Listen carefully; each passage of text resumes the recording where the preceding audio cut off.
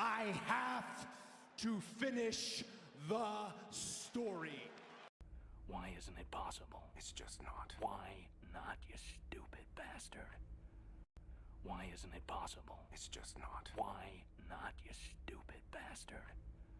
He's gay, but he has a special connection to classical music. There's many things that are interesting about him. In Avatar: The Last Airbender, it is done so well.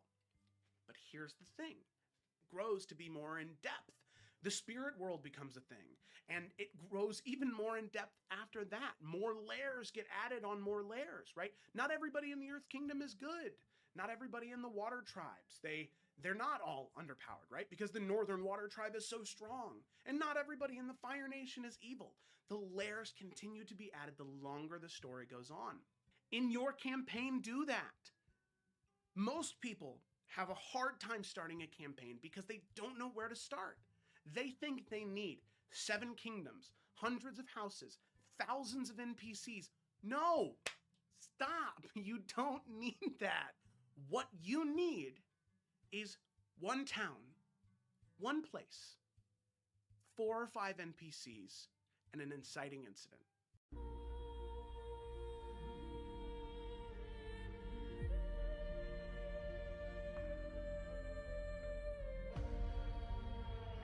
What a joke. I worked my ass off to get where I am, and you take these short...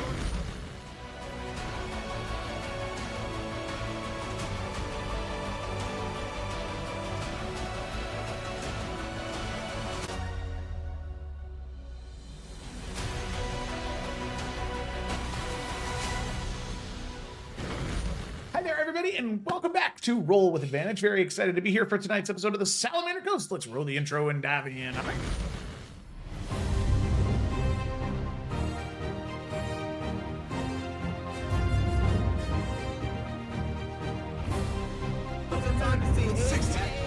Yeah, this might be... For what I'm fucking doing, but I'm trying every fucking day.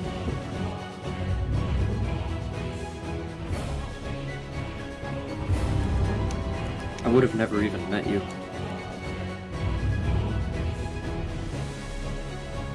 Sure, it's a very lengthy repertoire. But a powerful warrior, which, you know, I definitely agree with you on, but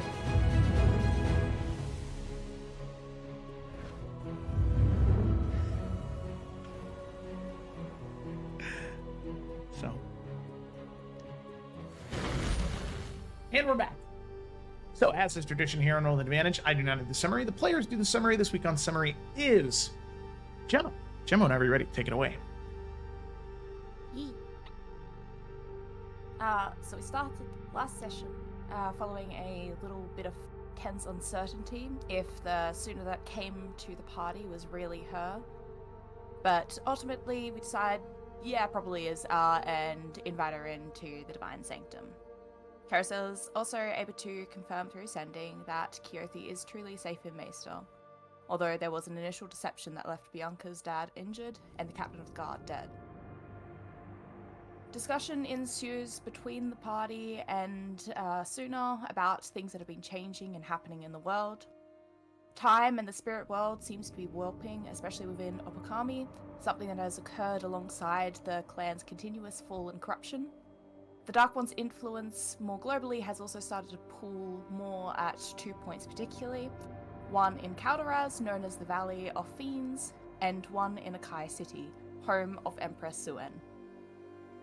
Matters then turn to the question of the importance of balance, and how that may play into the fight ahead. This is also considering the dark feelings that Ajak felt when he used Balefire, and there's a bit of a theory that since the spell destroys threads within the pattern, it perhaps weakens the weave itself, allowing for the Dark One to further creep through. But how a balance can be found with such a hostile force remains unanswered, as tools like Balefire are still necessary. Winterenchi also takes the time to join the conversation and brings his distinct stank of pessimism to the talks. He had foreseen many timelines and the futility of each one, each attempt and each struggle always ending the same in failure. Despite himself, he does provide some information though. There is a crystalline dagger that is bound to Desmond, and should he die, the dagger will shatter. And this dagger has the capabilities of rewriting and changing the weave, something that is sought greatly by Malice for her own goals of domination. Secondly, he warns that Emerald must die, lest that he is able to complete a ritual that will pull Forsaken from other timelines and solidify the Dark One's victory. Winterenchi also says that he cannot continue with the party as there is business in Neophara that he must instead head to.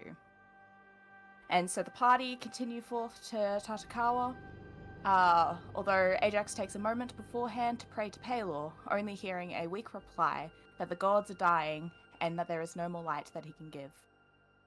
As they draw nearer to the city, Karazilla receives a vision where she follows Isao, apart from the Emperor now. He is approached by a corrupt Emerald who shares that Emperor Takahiro has made a deal with the archdevil Mephistopheles, all in service of ensuring that the vaults in Ikai City are blocked and that the corruption of the land can take place. Emerald also tasks Isao with killing the Emperor, although he refuses. The party knowing that it is upon Takahiro's death, however, that the corruption in Opakami starts. More concerningly, Emerald also seems to be aware of Karazilla's presence and her looking in from the dream world. The party take a final rest before heading into the city, and Ajax has a conversation with Bianca about how her divine connections have been faring. First, Bianca reaches out to Hades, where he's currently okay, but he does warn that the Raven's Queen's presence has vanished. Something that Bianca is able to confirm herself when she tries to reach her through her old blade, only to find emptiness. Before the party leave that morning, Karazilla shares about her previous mission that she and Morwen were sent on with the Children of the Flame, one that was headed by Draven Hunt and ended in the condemnation and destruction of the city.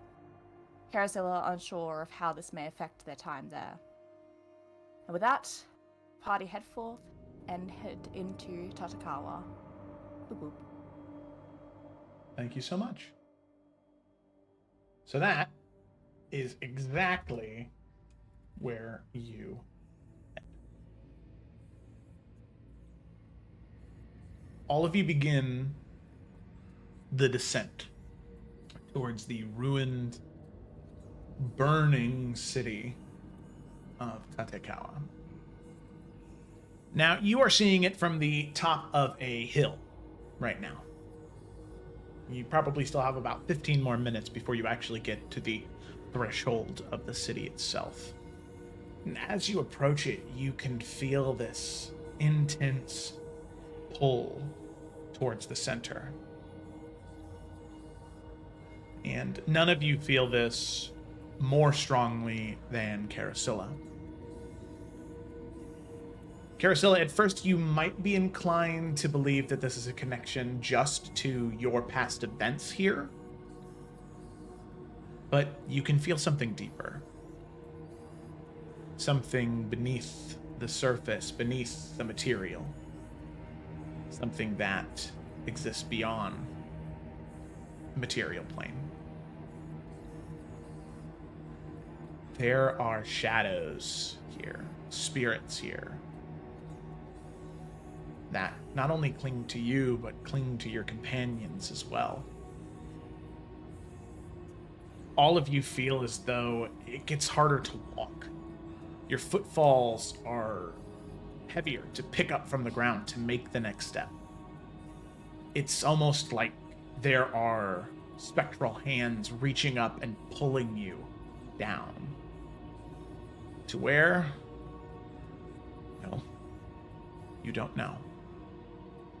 But as you enter the city of Tatekawa, it is a desolate wasteland.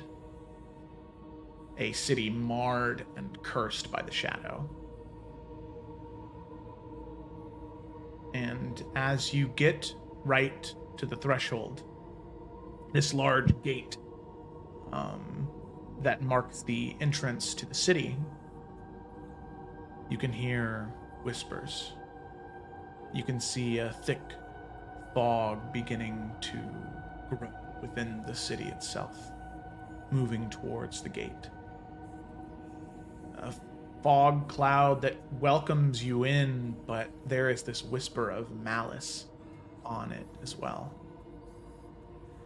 So, as you get to the threshold, you get to the gate.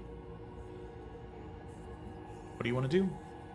You can freely walk into the city, or is there anything anybody wants to do before entering? Well, I don't think we should just waltz in there, willy-nilly at all. Can we, as we approach, because it doesn't seem like anything's, like, here necessarily, or I guess we can see, I could wait for Gemma. Maybe she sees some spirits or something. I mean, not gonna lie, I was gonna ask if y'all think it's actually a good idea to, like, step into the ethereal, because that also feels like that could go real fucking south real fucking quick. I would, probably, go against doing that right now. This place is just a bunch of corrupted, evil spirits that I feel like if you go into the ethereal plane, it's gonna be real hard to get you back. Yeah, especially if they're, like, already trying to, like, pull us. Okay. And being on the ethereal would only make that easier, I think. Your divine sense. I need to turn it up Just to see here if a there's little any quiet. specific undead spirits or anything like that that I can sense. Yeah, so with divine sense, as soon as you trigger it, I mean, your senses are flooded with this rank scent of death and decay all around you. It's not even a fact of, or like a specific, oh, there's like an undead here. This entire area just reeks of being, what's the word? Not hallowed ground, but the opposite. Corrupted? Desecrated. Desecrated, yeah. The entire land has been desecrated and corrupted.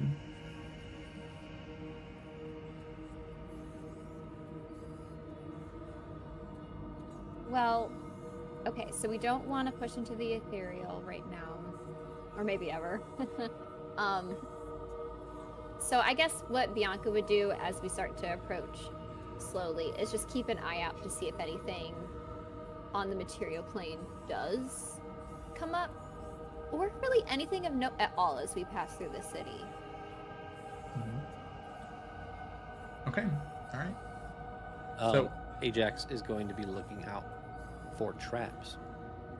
Okay. Is anybody doing anything else before entering? Can I take a quick sneaky glance around if there are any suspicious things that look like the other messages from Desmond? Yeah, make a perception check.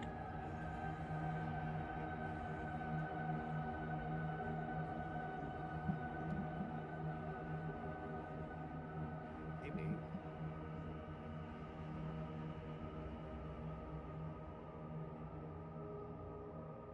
God, I'm so good at this.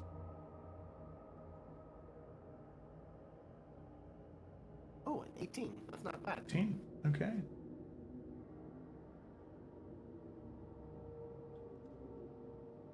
Alrighty.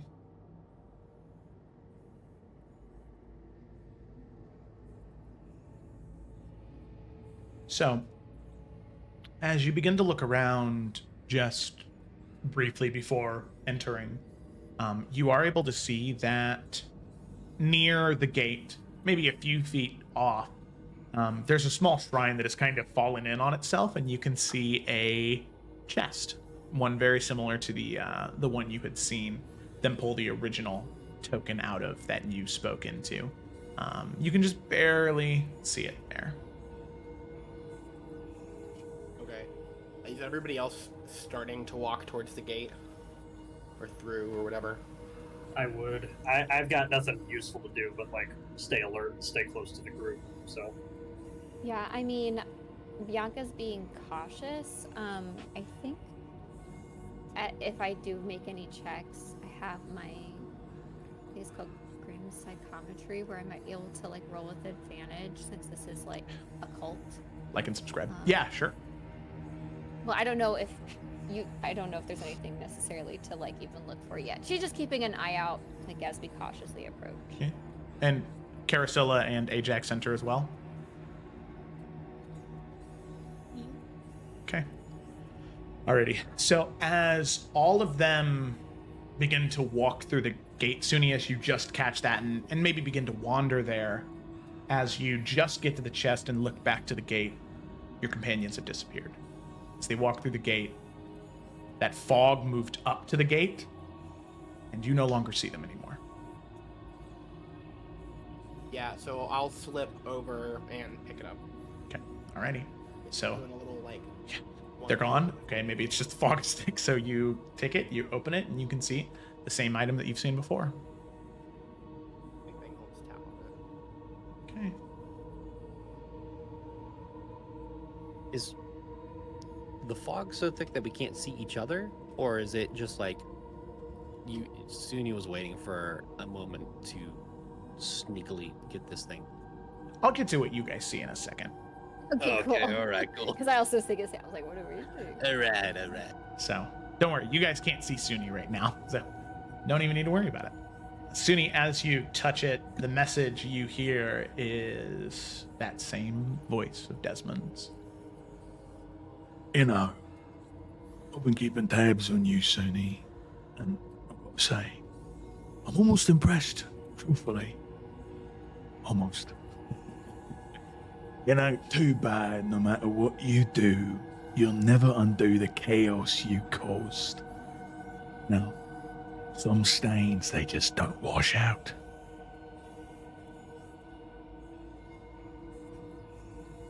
Take a deep breath. The same thing, I can give a response. Uh-huh. Wait, let me count this out in my head first. Okay. It's 25, right? 25, yep. 25.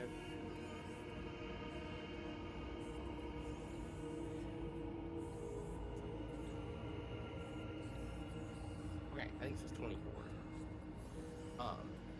I know you think you have some upper hand here, but O'Malley, I've killed enough rats to know they always have a soft underbelly.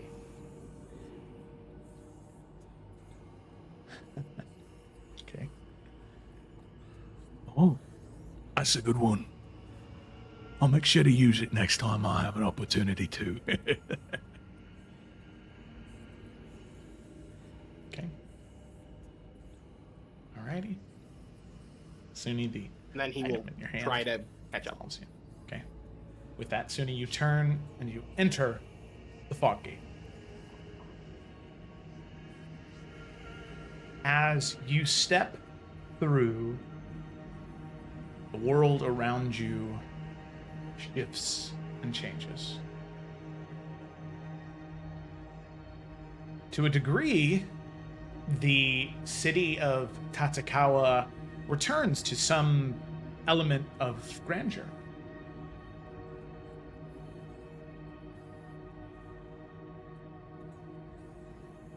But soon as you step in, you find yourself alone. As each one of you walk in through the gate into the fog, you find yourselves alone. Looking left to right, there are no companions near you. And as you look behind you and try and take a step back, nothing happens. You do not exit this realm you've entered. The thing is, though, it's not like the other times you've been in the spirit realm.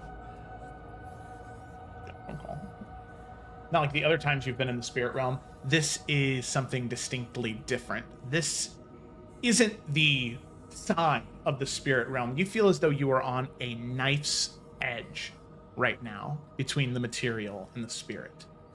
A true border. And all of you can feel right now this sort of like balance within you. One part of you leaning into the material, the other leaning into the realm of spirits. And the two together, you feel as though you could slip one way or the other. And you're fairly confident that slipping either way in this suspended state you're in would not be good.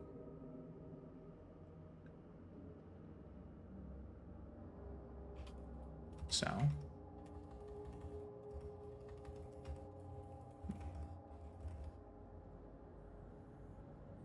you all separated.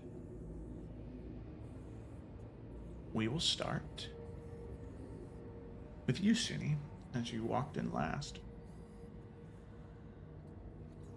You see the abandoned city around you. Although it is still fully put together, still built, rivers run clean, there are no people, there are no spirits. And as you step forward, the world around you shakes with each step, as if a massive earthquake is beginning to form. The ground underneath you cracks and you begin to fall. You land flat on your stomach. And as you look up and around, you see long marbled corridors, bright flaming braziers hanging from the ceiling, statues and idols dedicated to the Platinum Dragon. In your hand, you wield your tiger hook swords, covered in blood.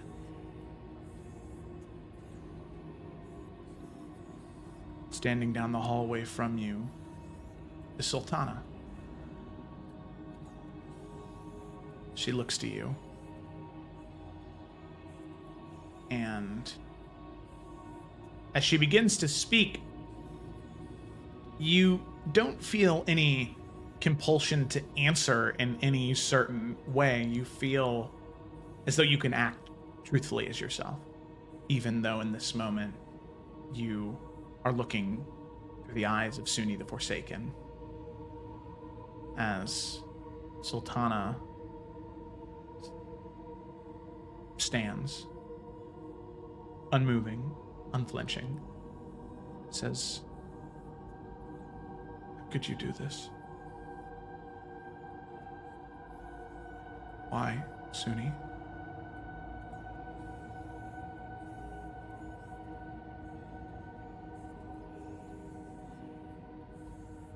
I want to make this right.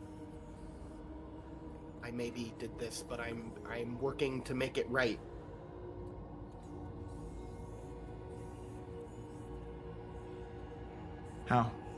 How could you possibly make this right?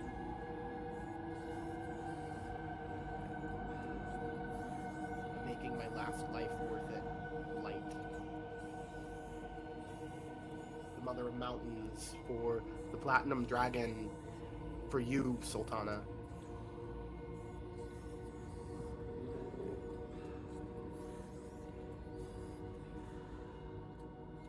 I don't know if I can trust you, Suni.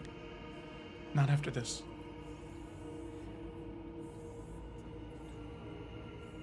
And you see she readies her staff, ready to fight you, Suni. And with that, as you hang there in that moment trying to think of something, anything to say, Ajax, as you step forward, you do not step into the city of Tatekawa. You step forward into a battlefield. You see children of the flame running back and forth, attempting to apply tinctures and medicines to wounded combatants. Hundreds of them scattered, panicked. soldiers that were under your command. An initiate of the flame, a young man by the name of Robert, runs up to you, Ajax. No more than 20 years old. Ajax, we need to do something. They're everywhere. Please, we need a command. We need you to tell us to do something. Please.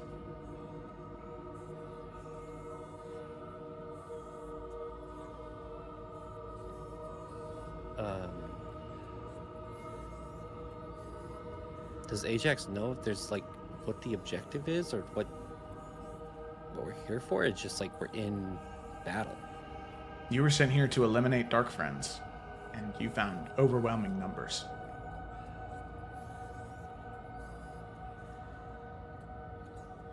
Okay. Ajax, as he walks up, yelling at him, and Just, oh, right. Calm down. Get with the clerics. We need to start pushing our forces back. We need. How many of the Dark Friends are there? Do we know numbers? No. You were supposed to know this. You're the commanding officer here. We don't know where anyone is. We're all scattered to the wind. What do we do, Ajax? Okay. Get to the clerics. We are going to fall back. I will take up front lines with those who are there. We will try to hold off the lines. Get everyone out of here as quickly as possible. You see the young man, he nods, and he begins to run off next to you. And you can see a group of clerics of the Children of the Flame had set up some small camp. And you can see that as you are approaching this small camp, this small bit of respite that could hopefully give some type of healing and some small base of operations, this incredibly large, fiendish creature begins to barrel through, stomping through the camp. You can see clerics, inexperienced warriors, flung up into the air, body parts smashed and broken, impaled into these metal spikes hanging off of this large, demonic creature. You can see Robert looks in horror towards you.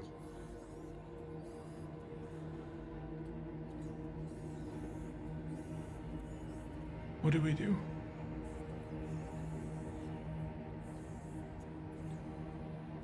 Ajax is just kind of stunned. And I think in this moment, Joe, is this the memory of? Does Ajax have two eyes before this? Mm-hmm. Okay. He probably does exactly what he did the first time, and just kind of runs at the creature. Yeah. And just tries to be the defense, I guess. Yeah. Ajax, as you begin to run at the creature, charging towards it, and in hopes of providing these people a moment of respite, or an opportunity to run, at least. As you begin to run at the creature, you hear a cry from behind you. A group of 6 or 7 imps flocked towards Robert, their claws digging into his face and neck, his eyes, his jaw, ripping him apart. As he cries out in pain, as you slowly turn to look behind you, eyes widening, the creature you were running at raises up this giant, malformed hand. Tendrils, brings it up, smashes it down towards you. You're knocked on your back, looking up. this demonic creature.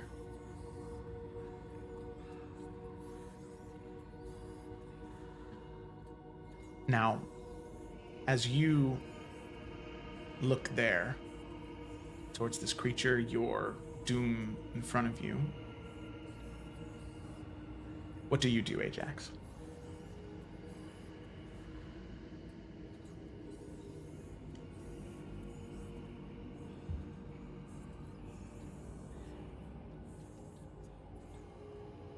Oh man. I think that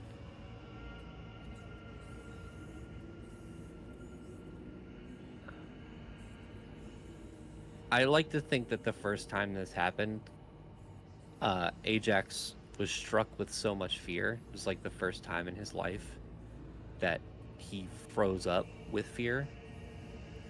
And I think Ajax kind of knowing what's going on, but also kind of just so in deep into this memory of what it is, he's gonna reach over for his weapon, and he's going to try to get up and try to fend this thing off to let people run away. Okay. You stand and you try to project that confidence and strength. From there, we go to Bianca. Bianca, as you step through the gate, you stepped into a city, just not Tatekawa. You walk through the streets of Periton. Isin's flock of corrupted devils and demons wreaking havoc. And Ivana's soldiers also attacking. There's this moment of pause in the siege as you see your mother leaning up against a building, gripping at her stomach, the bleeding unending, pain on her face. No one's there for her, though. What do you do? I mean, she runs immediately to her mother, trying to... So she'll run up and say, hold on, I got you. Where does it hurt most? And she's gonna try and, like, rip at her, any clothing she has and try and, like... I assume it's, like, in her side? Mm-hmm. So, like, yeah. Wrapping it around, trying to, like, put pressure on the wound. Yeah, you try, and she just continues to grunt and groan in pain, wrapping the bandage. The bleeding doesn't stop. You see, she says,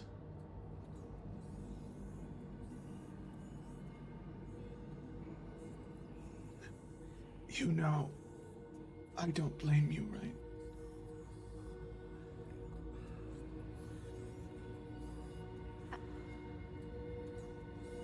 I know. Hold on. You're not done. Give me... And she's gonna try and, like, lift her mother. Mm-hmm. And then try and, like, I think start to, like, walk and look for...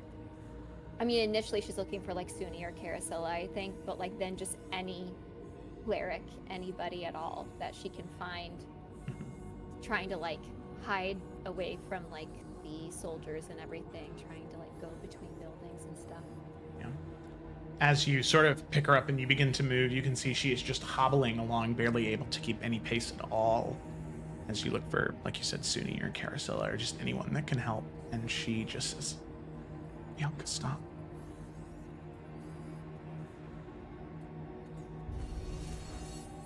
No.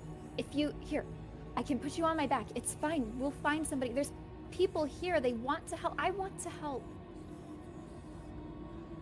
Bianca.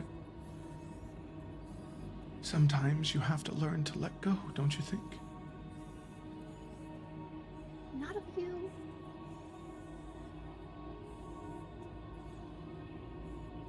You see her eyes narrow at that. And then we'll move to Cecily. Cecily, you step through. And you are in a dungeon of sorts, a decrepit tomb of Dowie pride.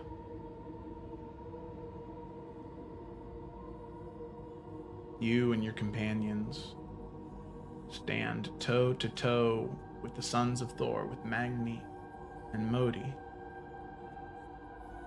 They're not themselves, though. Twisted, corrupted. There's a shadow over their eyes.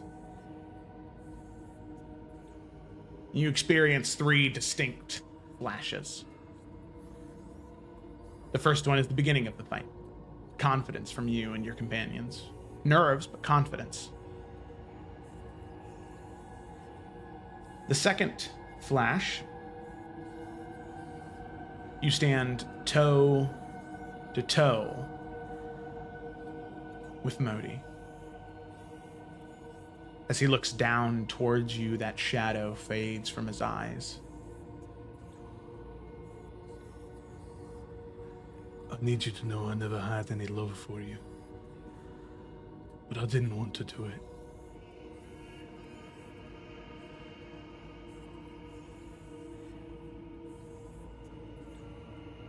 You did it anyway. I didn't have any control.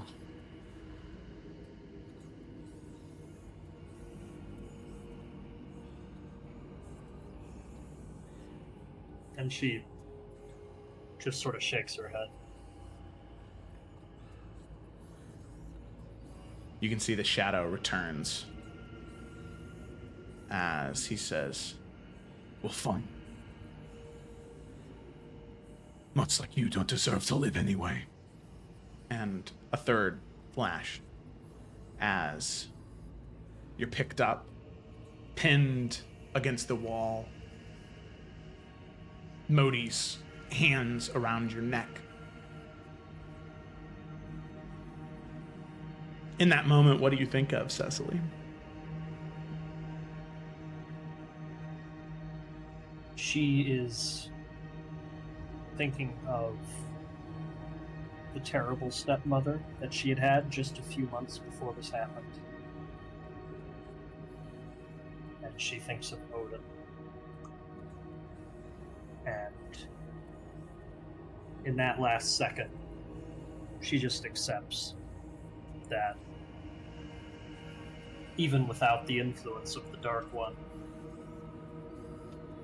this man became something because of the people that were supposed to be raising him.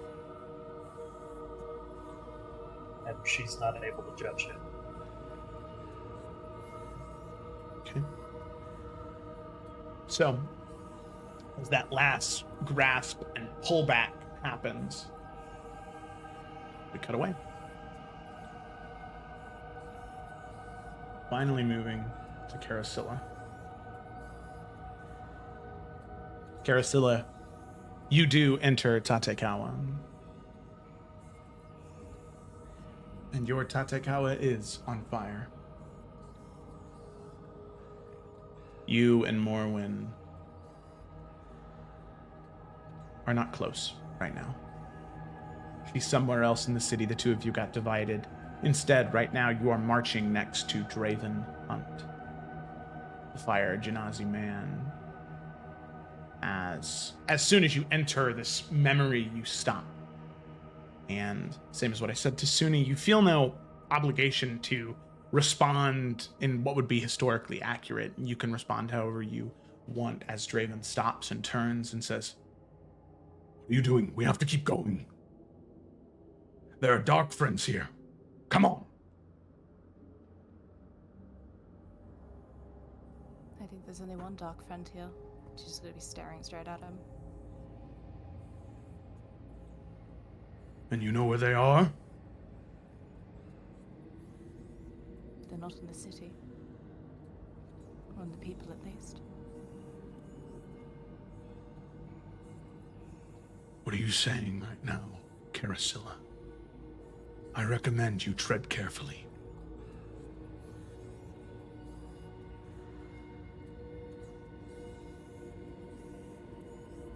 I thought you'd be smart enough that I don't have to say it out loud.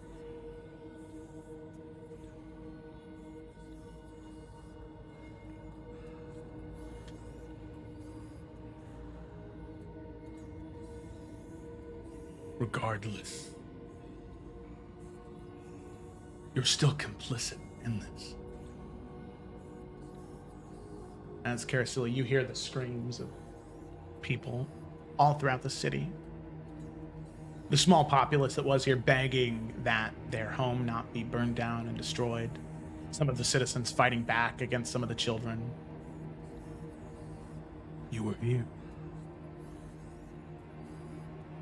You were marked. It doesn't matter what happens from here on out.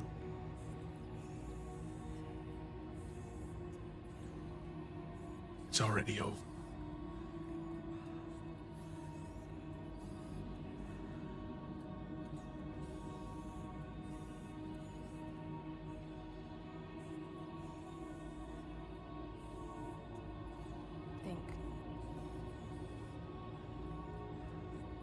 I think not everything needs to have an absolute ending. Stories end, life doesn't.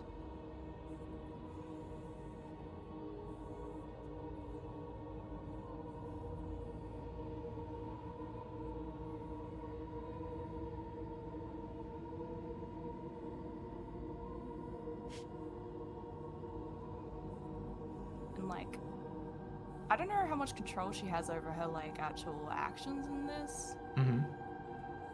But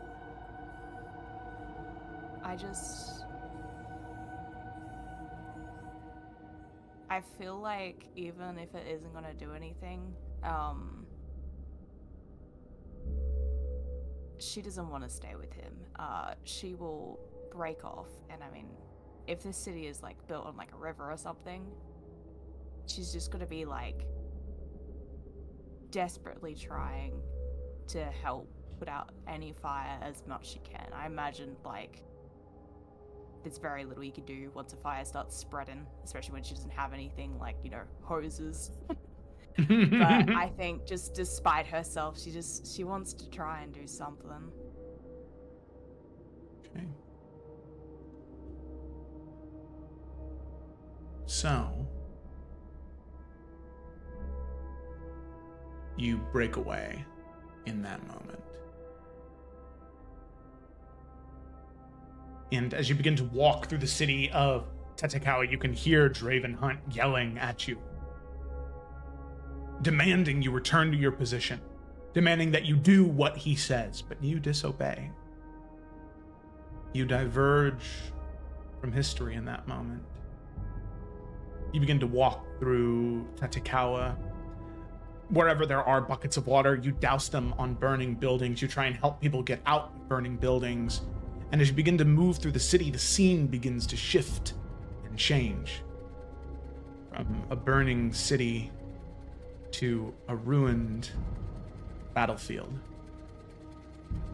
You see Children of the Flame, granted wearing armor older than what you were used to.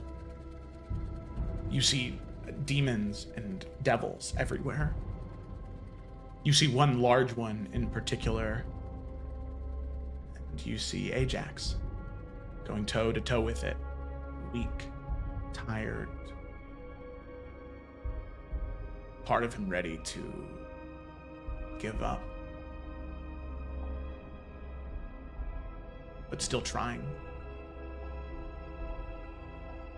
So, Carasilla, as you see that, Ajax, you're going toe to toe with this creature, attempting to make a change, to make a difference, to do something. You can see you're giving people time, but you feel this void creeping up inside of you. Something consuming you, making it harder and harder to fight. So, Ajax, what would you like to do? And then Carasilla, seeing Ajax struggling in this moment, what do you want to do? I think as the void continues to grow, I mean, Ajax visibly gets slower and slower. Starts taking more hits from the creature. I mean, I think there's a point where Ajax just kind of like his eye's missing. He's really beat up, and he looks towards the creature, kneeling down, gets his sword, and realizes that this is probably it. But then he kind of looks back towards the people who are able to get away, and just gets back up and tries to give it one last go. Yeah. As you turn around and look at the people, most of the children are running, but there is one in particular that doesn't run. So, Carasilla, what are you doing? How far away is like everything that's happening with Ajax? Maybe 30 feet, 20, Okay. 30 feet. I just want to actually let me just double check this. Actually, better question. Am I able to just cast spells here? What's the Mhm, what's the yeah. vibes with that? Okay. Okay. I think seeing Ajax in front of this thing, because apparently it has no size restriction, I just,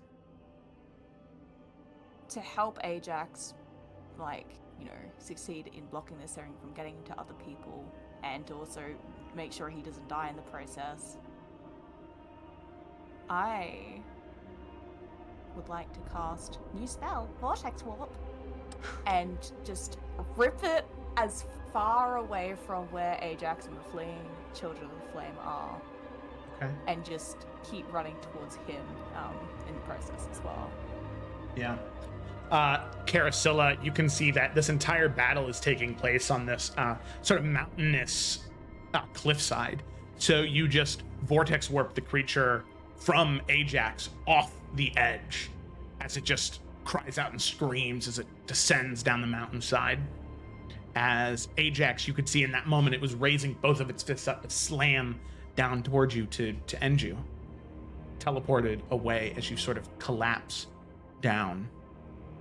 And Carasilla, you move up to Ajax. Just want to say that Ajax definitely would have flinched as it went to go kill him, and then it just disappears. He's like,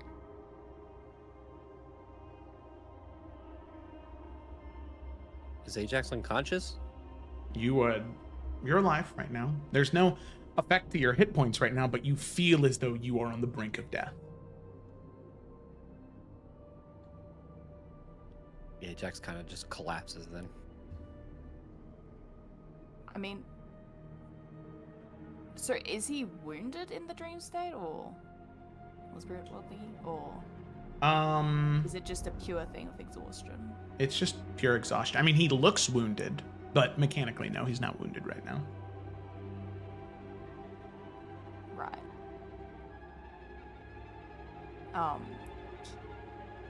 Well, then I think rather than trying to heal him, because that's not how that kind of healing would help him right now, Carasel's just gonna like kneel down to him, just rest a hand on his shoulder. They still need you out there. Gotta get up. Ajax looks towards Carousel and goes, I know you. You do. puts his hand up. To get a hand up, is that what you mean? Yeah, yeah. She will. She is weak, but you know, it's the gesture. So I guess the question is did this all seem real to Ajax up until now? Mm-hmm. Yeah. Okay. And even now, it still feels real, but with Carasilla here, you can feel it all begin to kind of dissolve. Okay. So Ajax just kind of standing up, holding himself, and just looks at Carousel and goes, What's happening? This This isn't real, right?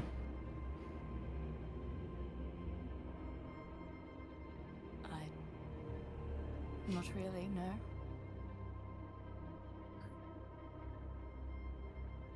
At least I don't think so. I'm just glad you're here. Glad I could help. Where's everyone else? I do not know. I don't even know how I got here, honestly. We need to find them.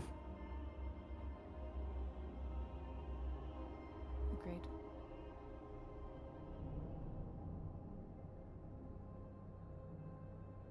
Okay. So, the two of you stand, and you begin to move.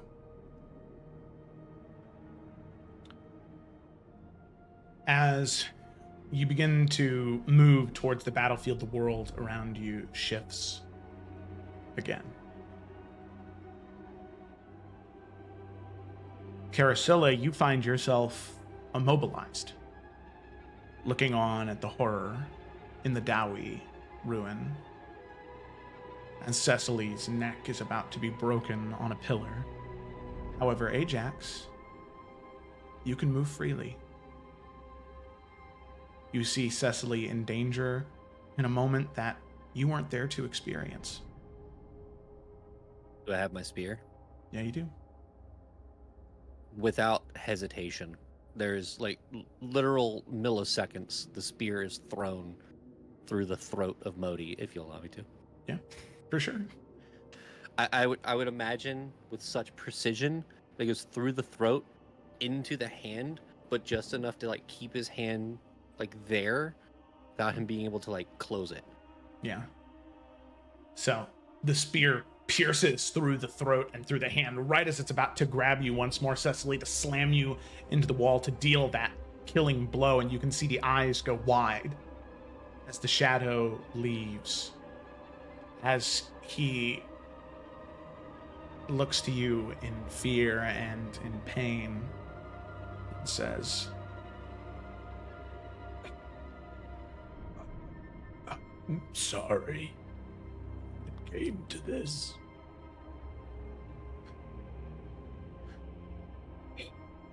And you see his form just drop to the ground, the spear clanging to the floor. As Ajax, you move up to Cecily. Yeah, She's imagine that. Sat backed up against the pillar. As soon as Modi falls over, she's continuing to scamper back, just wanting to get as far away from that hand and that spear as possible. Yeah, Ajax is running. Well, not running up. He notices Cecily's freaking out. He's going to slowly walk up and just. Cecily, it's okay. It's me. It's Ajax. You're fine. Everything's fine. You're not supposed to be here. It's not real. Well, thank fuck you are, either way. I am real. To clarify, I am very real. He puts his hand out to help her up. Okay. Okay. And she'll reach it. This is an opposite of Carasilla situation. You accidentally fling her up to her feet quickly. You're okay.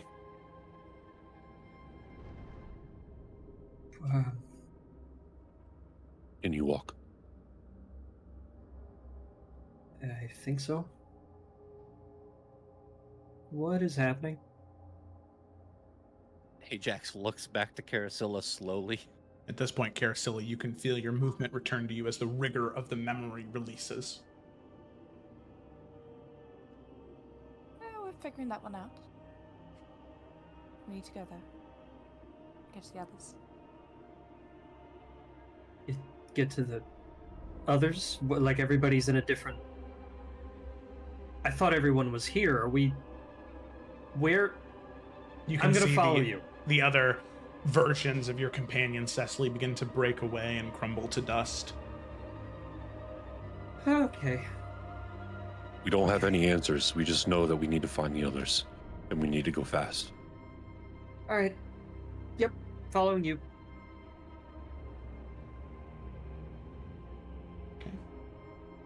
Lead the way, Carusilla. Yeah, man, it's all vibes. Chant leading shit. So yeah. Do we just stand in a circle, hold hands, and just Kumbaya. where is the next person? You begin to move, retracing your steps, leaving this area behind. The world begins to dissolve, and you begin to move. However, with that, we are going to cut back to Sunni. Sunni, toe-to-toe with Sultana, you can see she begins to move towards you, ready to attack. What do you do? In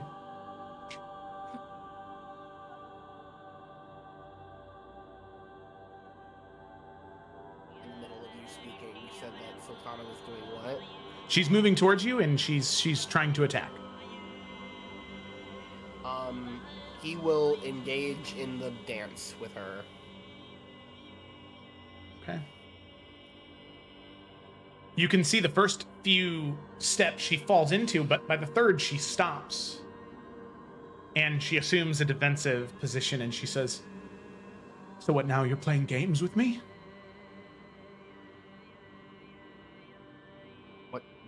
What games? This is how it's done.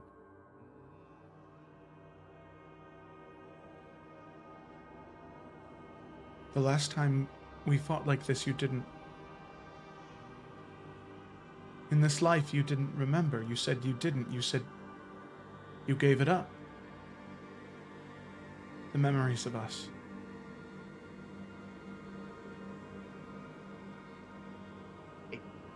I chose to give that up.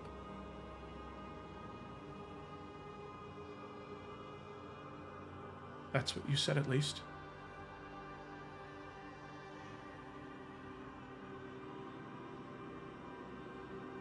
I remember now. This is... It's muscle memory. This part was never gone.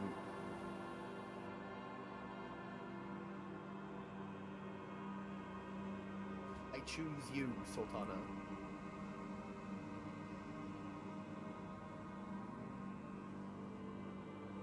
You see, she just looks at you, this 1,000-yard stare. Because she's witnessed the horrors that you committed in this place. And to hear you talk like that now, you see her just stare at you.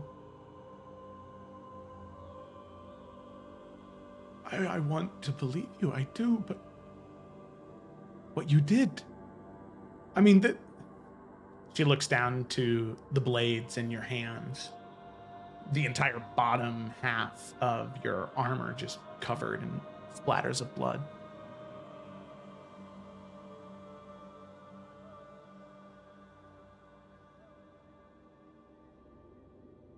How do you atone for that?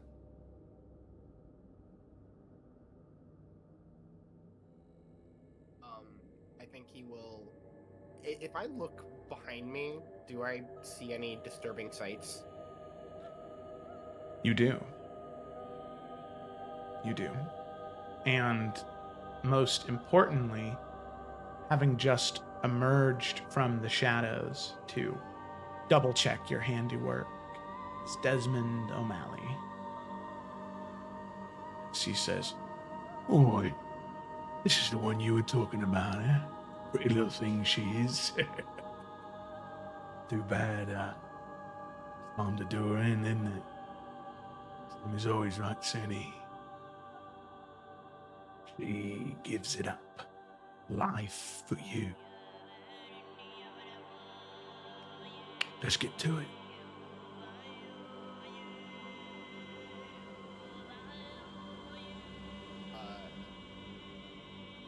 I think he would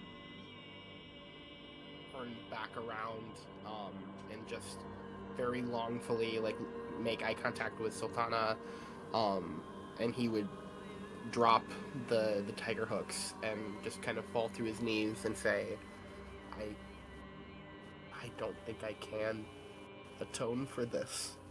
I can't fix this. You see, what have I done? Sultana, she kind of drops down to her knees and grabs your hands. As she looks to you, you can see for a moment everything about her was kind of glossy. It was ephemeral. But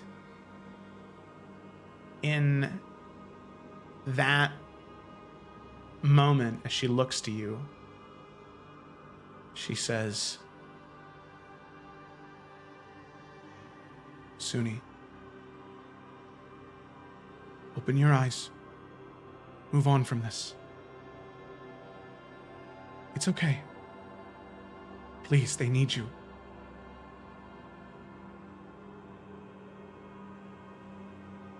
You'll like look backwards again as if kind of thinking that the day is about what is behind him.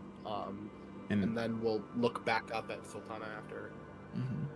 Well, as you look back behind you in this moment of like everything around you is paused, you can see as you drop to your knees, Desmond approaching you, drawing his blade, ready to end you, since you seemingly can't finish this.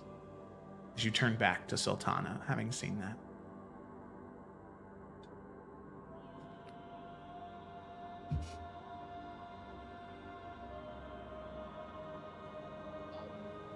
He will... Is he coming towards me or going towards Sultana? He's going towards you. Okay. I think he will kind of shakily, hand shaking, will grab the tiger hooks and try to like get back up to his feet as best as he can, and kind of make a wide defensive stance, trying to block him off from getting to Sultana, but very obviously off kilter a little. Mm-hmm. Yeah, as you stand and grab the blades, as he's like raising the sword to bring it down towards you, he says, "Ooh, finally we're off today. They told me this might happen. You know, for being these dragonborn, these paragons of good and evil, some of you lot are pretty weak-willed. It's just a job, mate. You did what you were supposed to do. Now I'm gonna do what I'm supposed to do." and he raises his sword and he's going to strike down at you, Suni.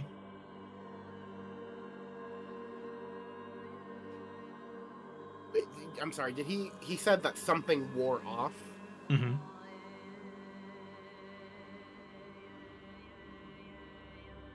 Interesting. Suni will try to parry the attack and, I don't know, maybe disarm Desmond. Yeah.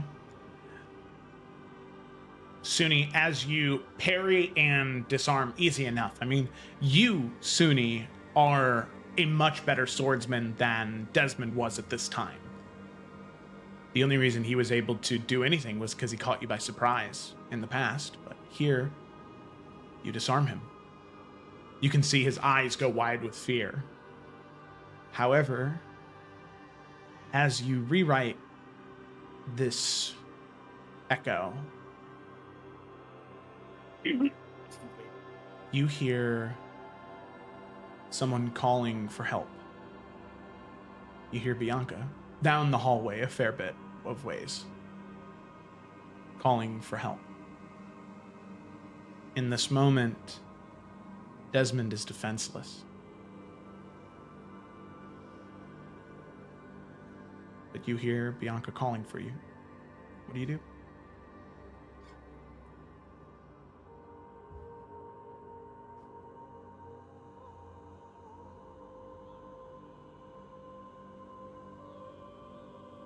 think Suni's gonna like spit on the ground in front of him, in front of Desmond, and then turn and run towards the voice or the cry or whatever it was. Okay. All right. So as you begin to run, you hear Desmond yell out, "No! You come back here and you finish this! No, you! No!" As the voice begins to echo and break away, as running through the dark corridors, you hear your blood, or your feet squelch in pools of blood, but you push past that, and as you step forward once more, find yourself in Periton. And Bianca, holding your mother, you see Suni round a corner. Suni, over here, please, fast. I'm sorry, I need help. Suni will dart over. Yeah, Suni, there you see Bianca's mom, currently bleeding. There are bandages, but I mean the bandages are soaked through with blood. Her hands are like shaking. I tried to apply prep. Do you have, please? Yeah, Suni will do his best to, with all of the healing might he has, trying to heal Bianca's mother. Yeah. And if it doesn't seem to work, he even would be willing to like try to pull out one of the diamonds and try to do whatever he needs to do. Yeah. So, Suni, as you do that, you pour the healing in there, and you can see it helps momentarily as she breathes a sigh of relief for just a moment before the wounds reopen again. I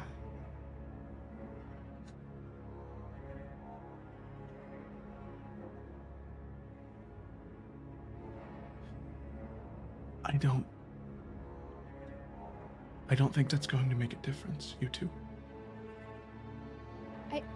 I don't understand. It always works. What's going on? Is this like a curse or something? There's something not right about this. I was just somewhere else in the past, and now I'm here, and I'm not sure exactly what's going on.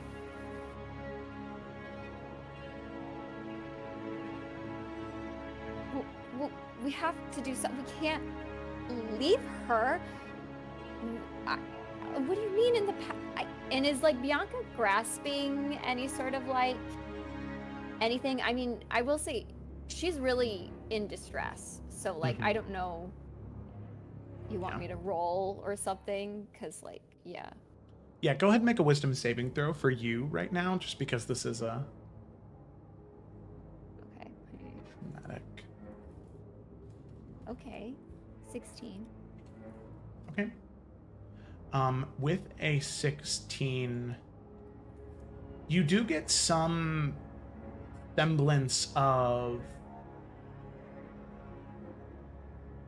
grounding in this moment, as you can see that on the horizon, on the edges of your vision, the world is clouds of wispy blue magic. And it's only in the areas you look directly where it seems more solid, more real. And you begin to sense that this isn't... You can break away from the reality, or from this illusion in that moment. But it feels so real. And, I mean, you know what your mom and her presence feels like, and that feels real. This feels real. But it's something else. And as you have that kind of moment, you can see soldiers of Ivana's, House Damaris, begin to form around you, 4 or 5 of them, ready to attack the two of you and your mother. And as that happens, Ajax, Cecily, Carasilla, as the 3 of you are exiting the Dowie tomb, you enter into the city of Periton.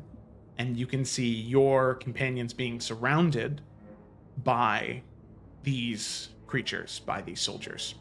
Now, for the 5 of you, with Bianca's mom injured, with the soldiers around you, for the 3 of you that just entered, what would the 3 of you do to try and break away those soldiers that are surrounding them? How many are there? There are 5.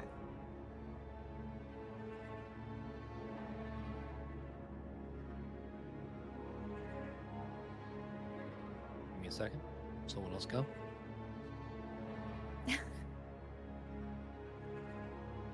I have little to no qualm about just attacking them with some sort of heavy hitting thing if there's an angle that I can get.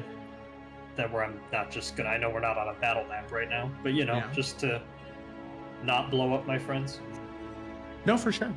Yeah, As there's is an always the angle concern. that you could get 2 or 3 of them. Yeah. So she'll immediately do that. Just dive to that spot and cut through some of them and make an opening. Yeah.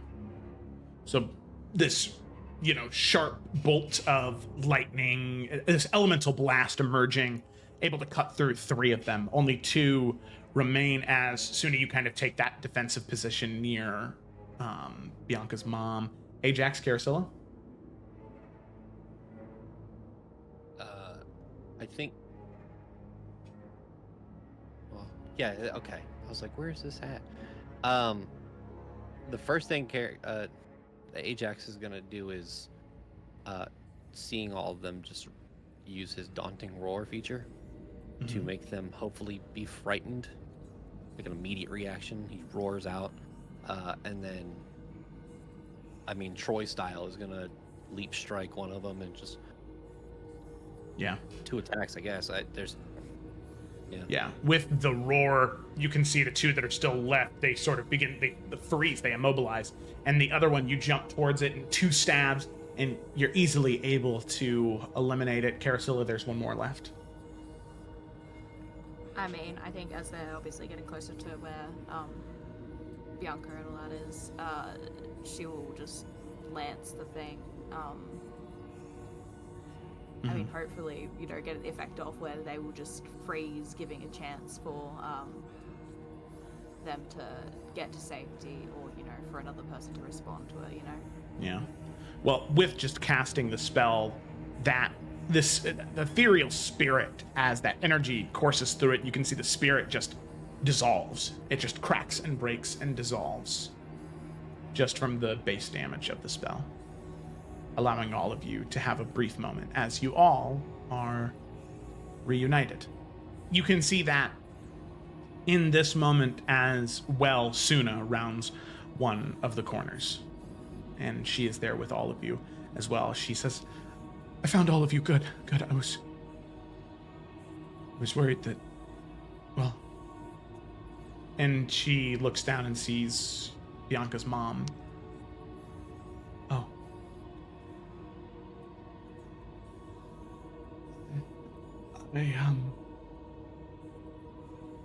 So, Bianca is fully realizing that everything aspect about this is an illusion. Because I know you said that between her and her mom, it felt still real. But, is she realizing her mom is an illusion that feels real? Or she's like, where is she at there? This obviously isn't real. You're obviously reliving a memory. But your mom feels real. The situation doesn't. Okay. I think she would just be hug holding her mother, and then look up to everybody and say, "I know we can't stay, but can we carry her out? I just don't want to leave her. I know she's not gonna come with us, but I just can't leave her." I think we can try.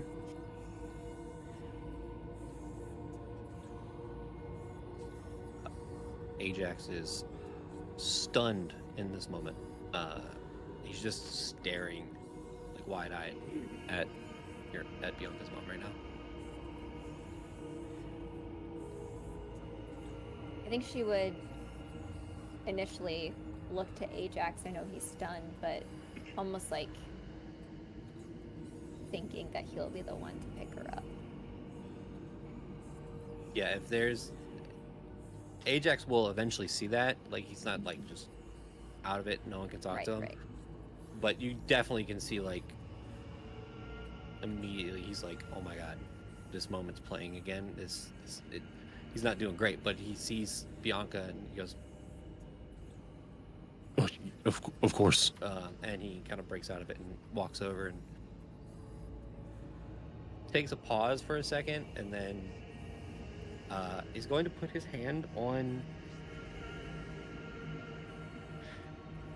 He's going to use his feature out of sheer sadness. The fuck is it called? It's new. I have something that allows me to heal people. What is it called? I'm so sorry, guys. I don't remember what it's called. Joe, remember what it's called? You gave it to me. Healing something. I can't find it. Yeah. Is it an action? Do you know where to like look it? Oh, there it is. Okay, it's a feature. Healing hand. Jeez. So as an action, I can touch a creature and cause it to regain a number of hit points equal to my level. So 14. Okay. As he's picking her up, Mhm. he's gonna cast the healing hands. Yeah. And I think like as like her mother is being like lifted up, and Bianca would be helping, she'll like give her mother a forehead kiss and like let Ajax like take her, I have a and question then just like, oh yeah. for the DM. Mhm. Is Bianca's armor reacting in any sort of way right now? Because she's got mommer, right? Mm-hmm. Yeah, the armor, it seems to almost have this like this breath to it, in and out around this specter of Bianca's mom.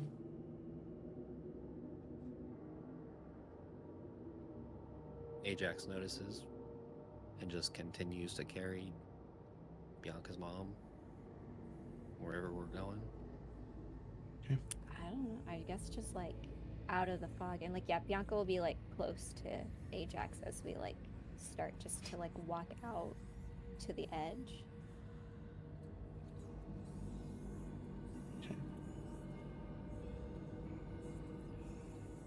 As all of you begin to walk out towards the edge, holding the spirit of one who has passed on,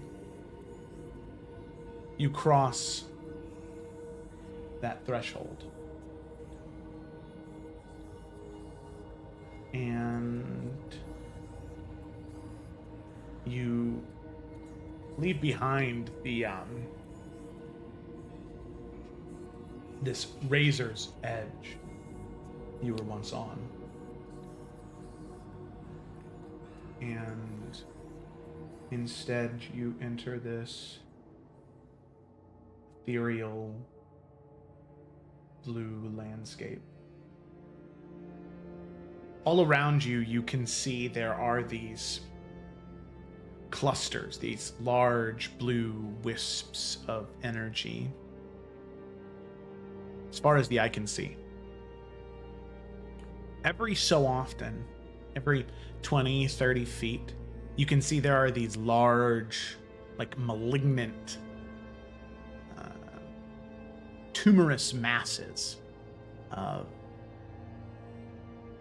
shadowy black energy that sort of wraps around some of these clusters. Some of which have been entirely consumed. Others, that tumor is growing, consuming it. And as you step through Ajax, you no longer hold her. as all of you stand here. Ajax, as you step through, and all of you are able to see this, each of these moments.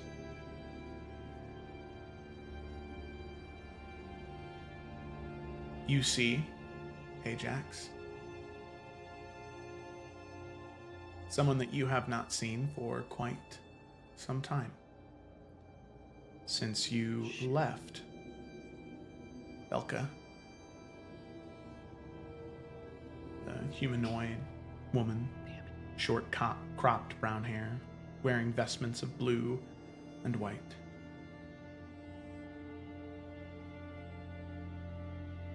Ajax.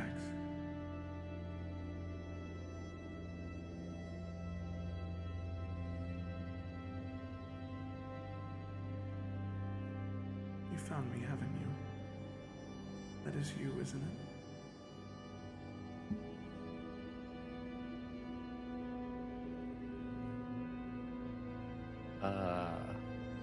Man. Ajax is too stunned to speak.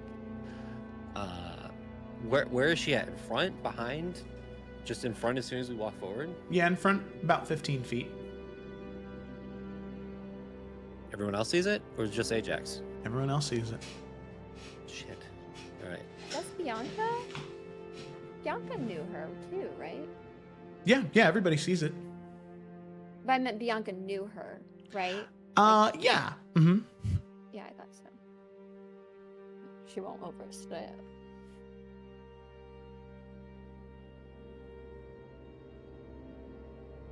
Ajax is going to say,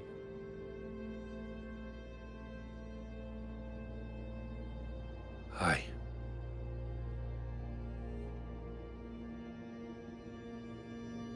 I tried.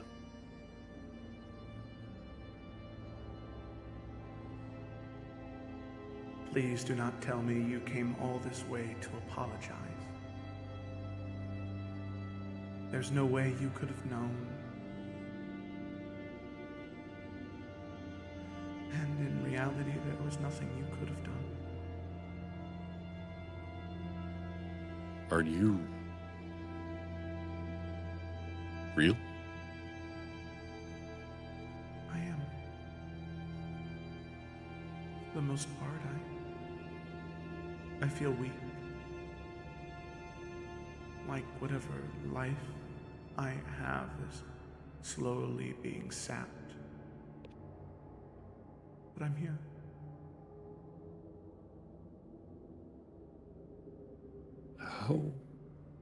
How could I not apologize for everything that happened?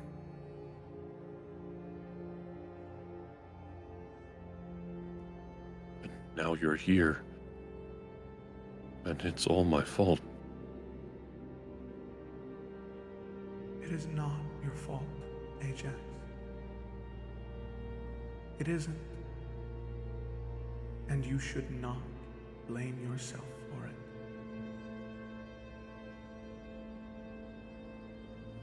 I accept That your is a- apology. I hear it. I welcome it. And now I tell you to be free of it.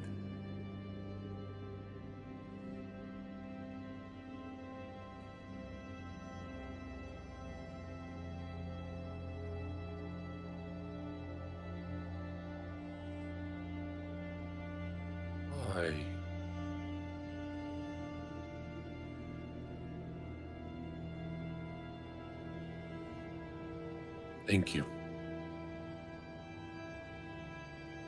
And Ajax, you should know, the only reason I had a chance here was because of you. The only reason my soul wasn't consumed as some of the others are was because of you. Because of how brightly you burn.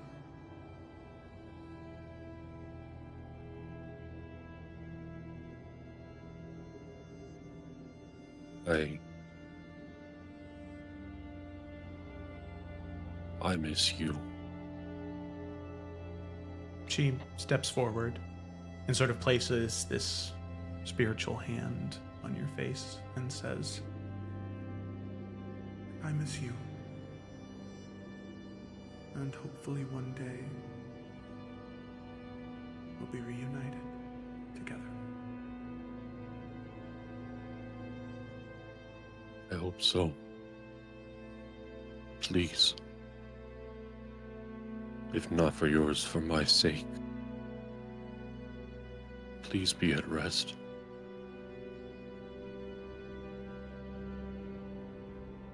Before I can rest, there's one more thing I must do. I give you this gift,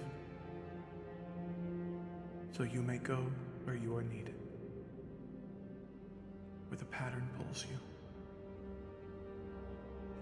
and Ajax, she doesn't present an item, but simply she places a hand on your chest, and you can see this deep blue light begin to fill your chest, this illumination that slowly fades. And as that illumination begins to fade, she begins to fade. And you have one more opportunity to say something if you'd like.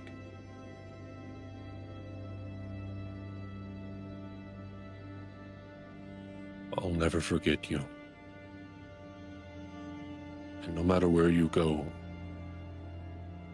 you'll always be with me. As the illumination fully dims within your chest, the feeling you get is that of a tight hug around you. As from there, another spirit emerges.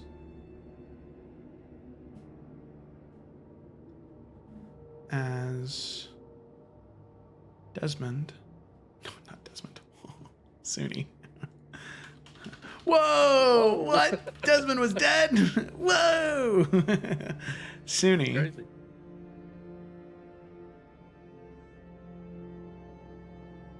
You see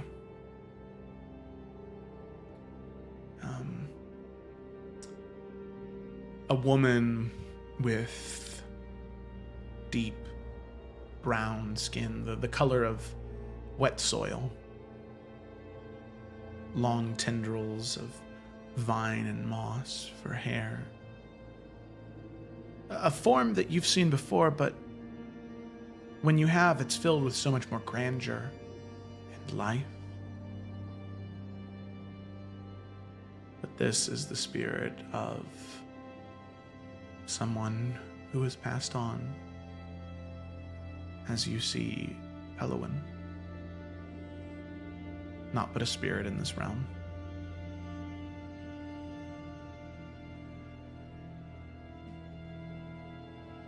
Suni, my champion, you have done just as you needed.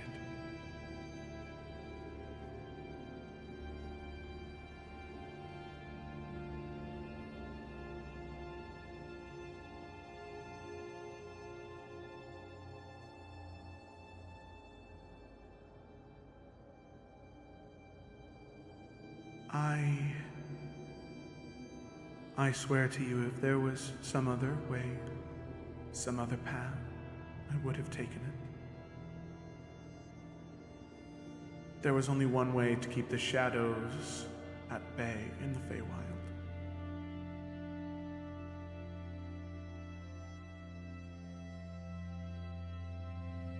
And I am sorry, Suni, that I could not warn you sooner. But I am at least glad that you have found me now.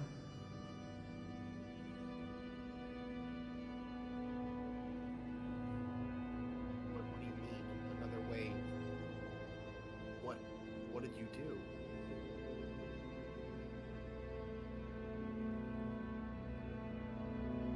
I sacrificed the essence of my primordial godhood.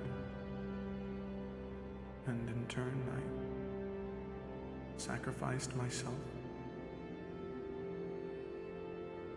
And I conjured a wall of bramble and thorn around the edges of the Feywild.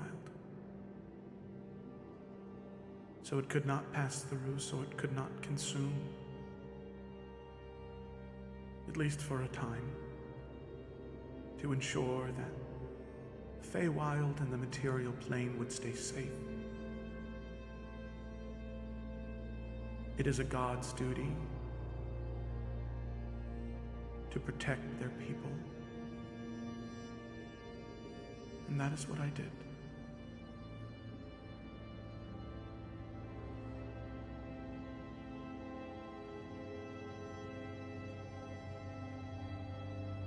You've always protected us. But what does this mean for coming generations? Is the Mother of Mountains no more?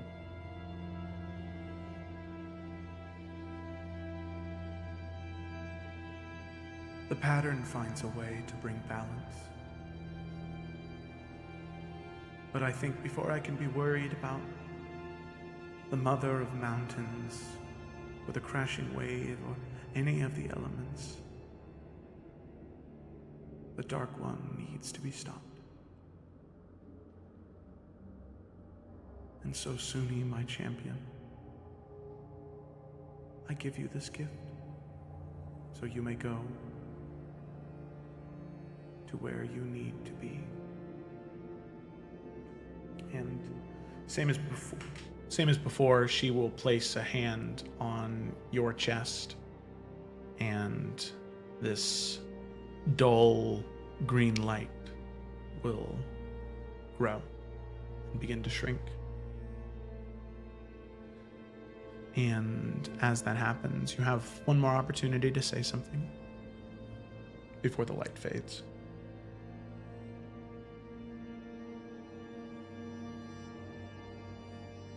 I will champion for you. And I will stand up for everything that you need me to. And I promise that your sacrifice is not in vain.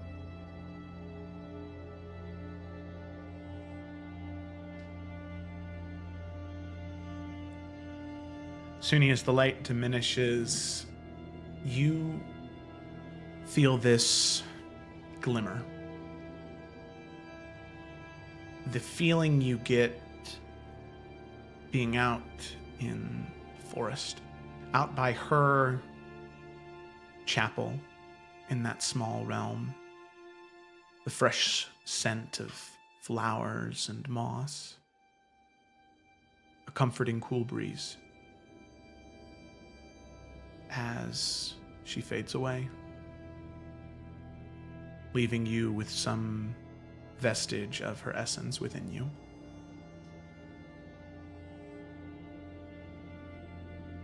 As she begins to fade,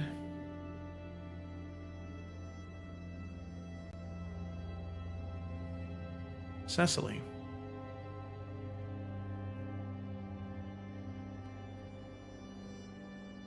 you see a woman begin to appear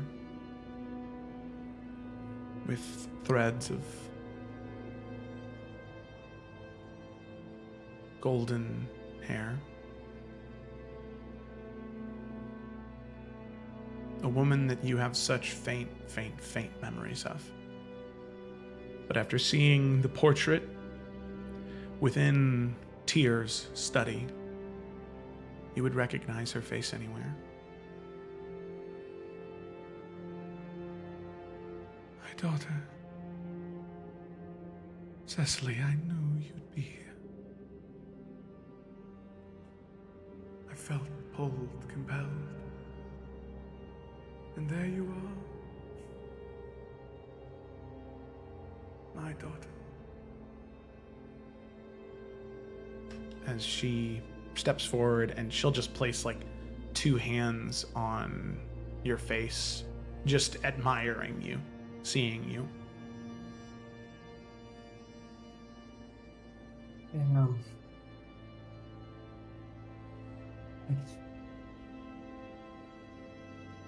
I don't know what to say.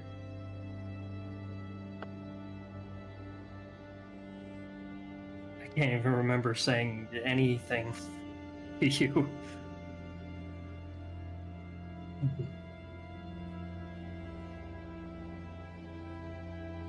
I wish I could have given you a better life.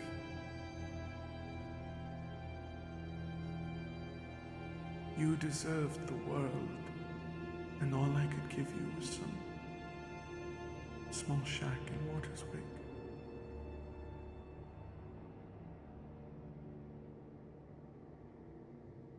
What do you mean? You...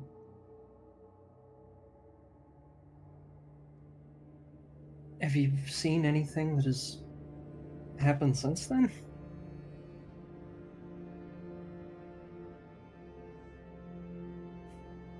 I can see how much you've grown.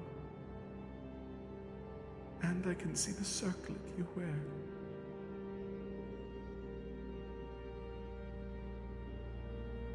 You have met him then, haven't you? Yeah. Yeah, I have. And I've met a lot of people. I've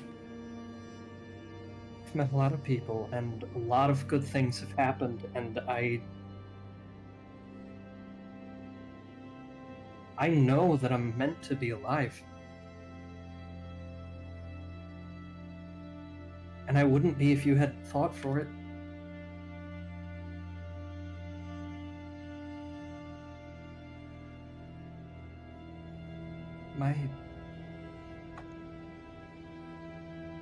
My first memory is you handing me this freshly baked piece of bread.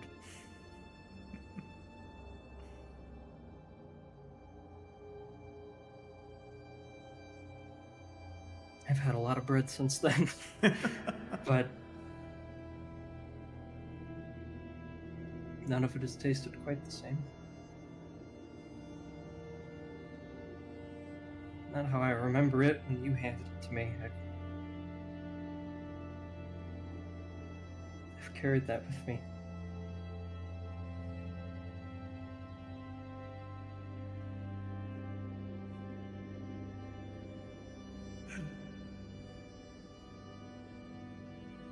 Then allow me to give you one more thing to carry with you. She places a hand against your chest, and she says, Take this part of me with you, so you may walk where you are needed.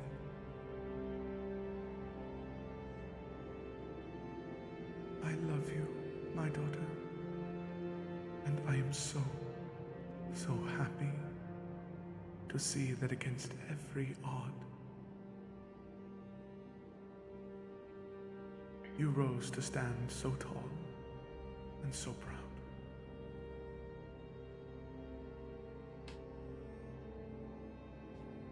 as this golden light begins to glow around you and slowly begins to fade. You have an opportunity to say one more thing. Yeah, she'll say back.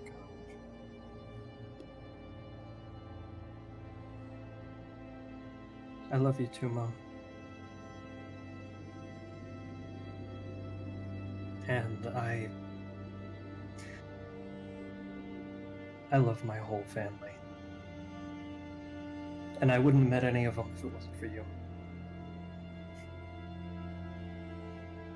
You can see this just huge smile roll across her face as eventually the vision of her, this spirit, fades.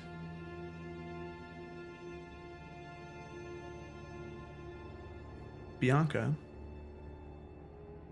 you are the first to recognize the next spirit. A woman, not your mother. Pale, pale, pale skin. Long, long black hair. An older woman. But you can tell that she has seen so much pain and anguish in her life, and it's when you look in her eyes that you know, at least in some way, that this is the Raven Queen, or at least some portion of her. As this older woman, probably in her 50s, 60s, approaches and says,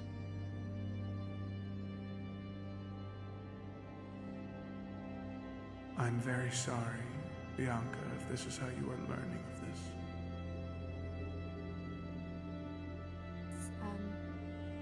It's actually not. I tried to connect with you again. I wish I would have done it sooner. I didn't realize the toll you were taking.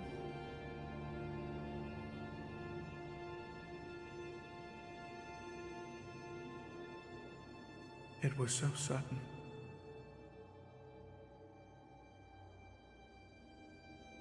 I think at a certain point, you assume you're invincible, that nothing can touch you.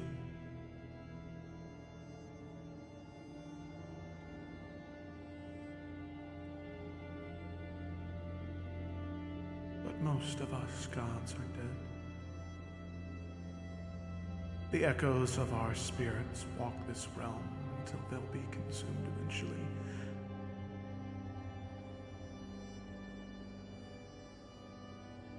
Unless you all do something about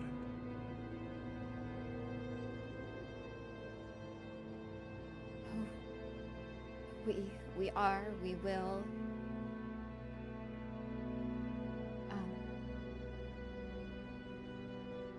You were the embodiment of balance. Is there anything any wisdom you have for when the Dark One is gone and it's just us left to build a world back up and keep balance?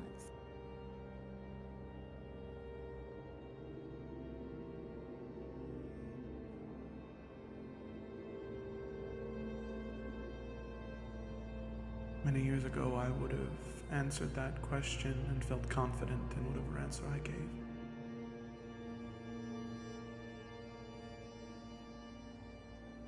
All I know is that the Dark One's hold on this world needs to be removed root and stem. To the deepest parts of our existence, he must be removed. There is no balance with this shadow. For if you strive for balance with this force of evil, you will be destroyed. I understand.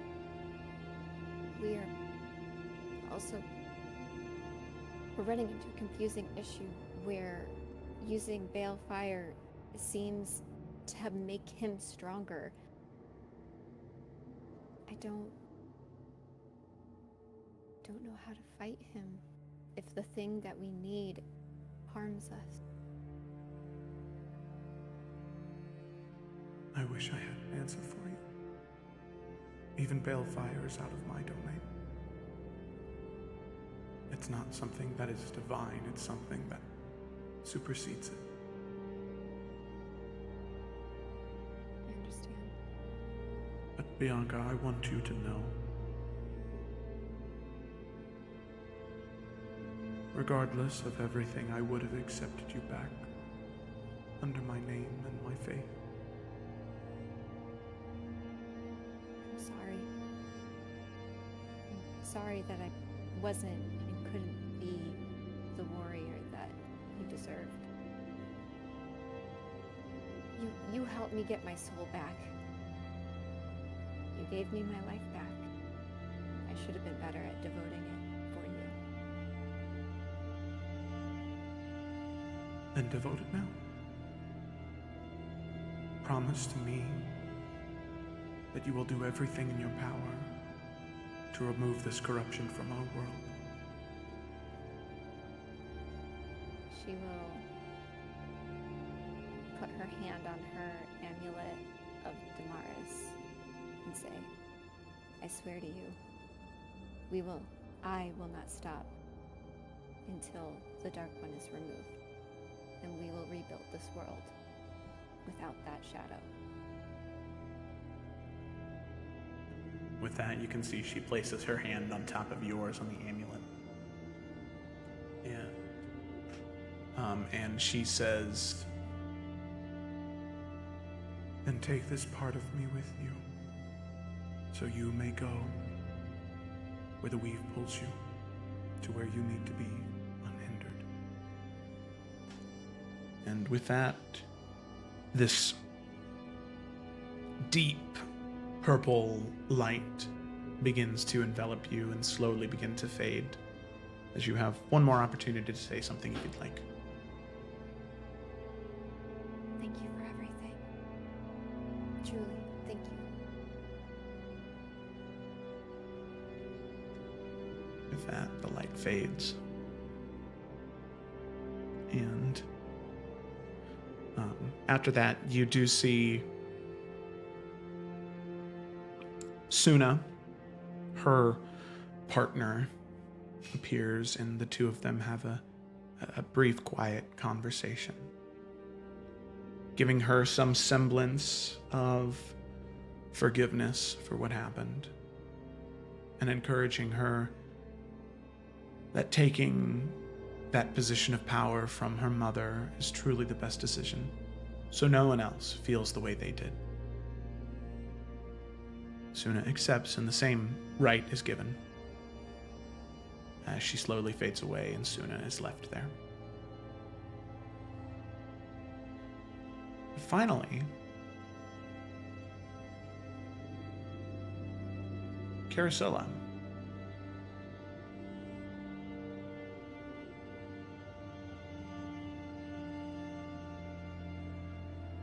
You see not one, not two, not three, not four, this collective of probably 15, 16 individuals appear. You see Dunrick, Yara, Vikra, Kronk, Letty, Kabai, Tepin, Arun, Mason. You see your soldiers, your men, the ones who perished at Delner's Pass, appear one by one by one. You see their forms are thin and weak, as if something has been sapping at them. But you see Yara step forward, the middle-aged half-elf, as she says, It's good to know that you live, Carousella.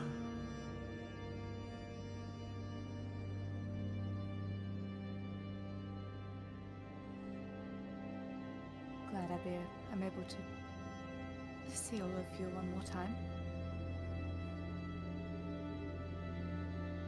We are too.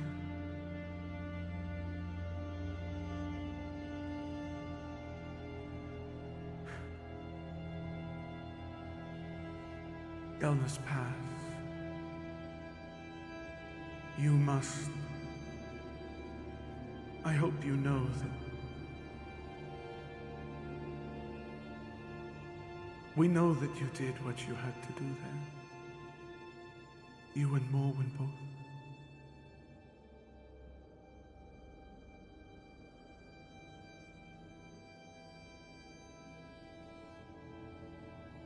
I'm sorry we weren't able to take you with us. All of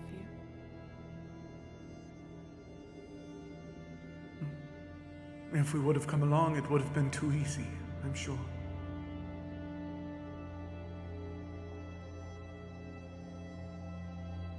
Been nice for things to be easy, though, wouldn't it? I agree. I agree. Would have been nice for a change.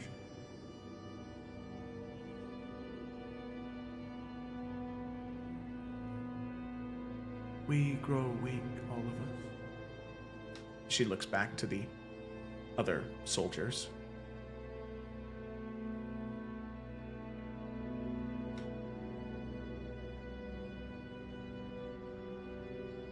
But we fought for you, for Morwen, knowing you might come one day. That there might be some part we still need to play in all of this.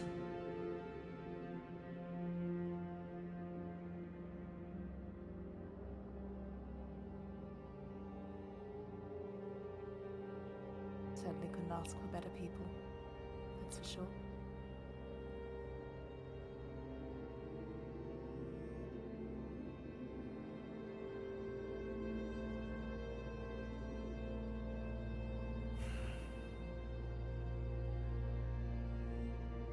But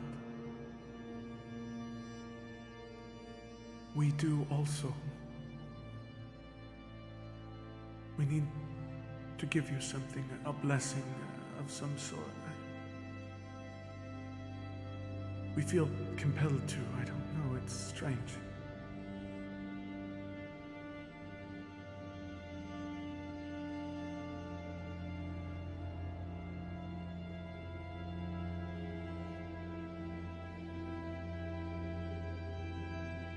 And you can see each one of them. They slowly begin to approach and kind of surround you, Carasilla, each one putting a hand somewhere on your shoulder, on your back, on like right around your neck. Just all of these hands reaching out to you.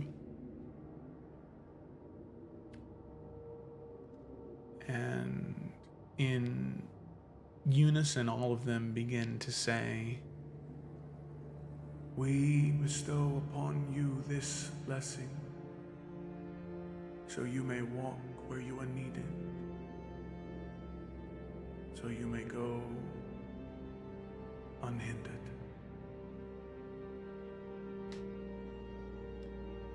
And you can see all of them look to you with pride as they slowly begin to fade. This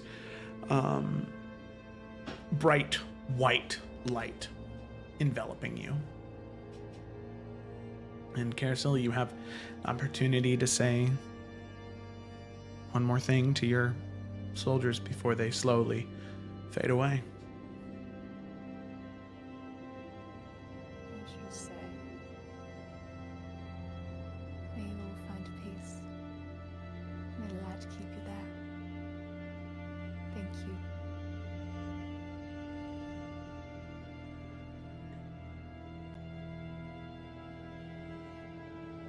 And with that, as they all fade, all of you see this gateway appear in front of you. One that looks very similar to the ruins of, or the gateway that you had seen in Tatekawa. It's another fog wall, but the gate that appears is similar to that of Tatekawa.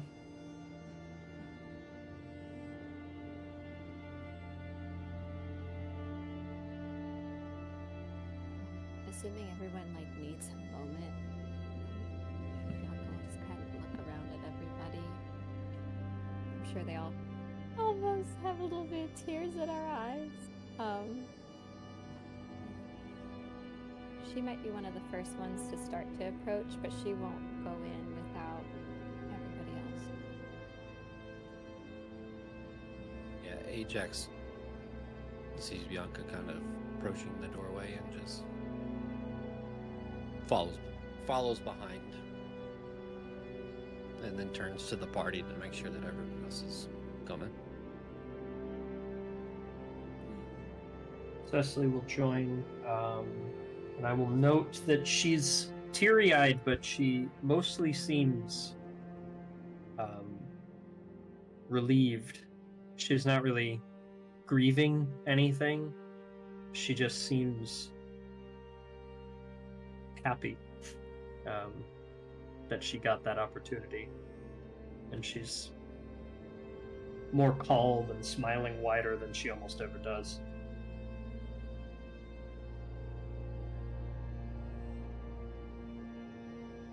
Okay. So, with that, all of you step through. And as you do,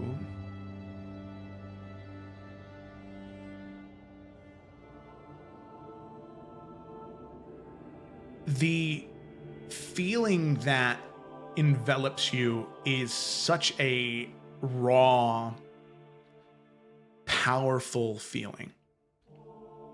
As you all step through this gate together, it's almost as if you're stepping somewhere where you're not supposed to be. But this door opened for all of you.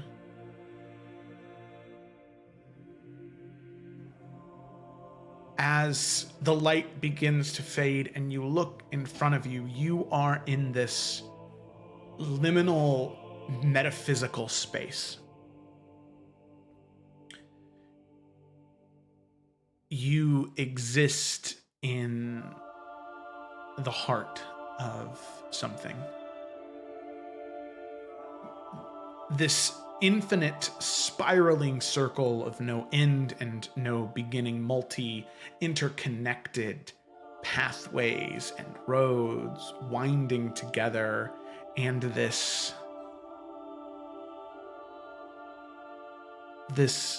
entity, this thing, this heart almost beating. But you can see this tumorous mass growing over it. The corruption of the Dark One.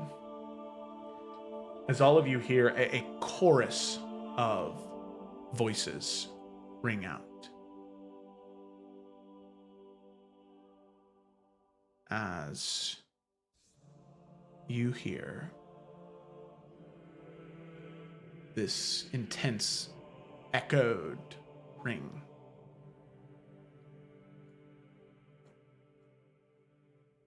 You all have demonstrated unity and strength. You possess the will necessary to bridge the gap between your realm, the spirit realm, and to approach Sui Kairan Etheria, the heart of the spirit world. There are several things you must be aware of, for your time here is limited. The only realm, the only place you can enter, the heart of the spirit world, is from the vault underneath Akai City. But know there is a corruption that grows behind those walls that, when unleashed, will devastate the material plane. Those doors will open in 2 years' time. That shadow will emerge and it will begin to consume. And it is your duty to fight back as much as you can before delving into that realm and carving away that mass from this heart. But before then, Desmond O'Malley in Kyogen must be dealt with. He has corrupted one of the Salamander spirits, Ara, the very soul of Atarashi. If Desmond is killed with balefire, it will free Ara allowing him to protect these realms. But you need the dagger.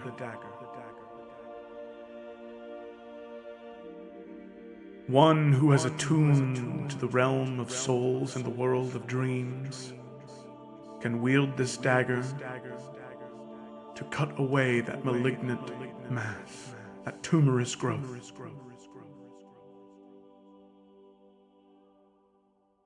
All of you will be needed, for all of you make the weave malleable. You allow the changing of fate. No one else can do this but you. But be wary. With each use of balefire, the weave weakens. It makes it easier for the Dark One to tear through. It is inevitable, you must use it. But use it wisely.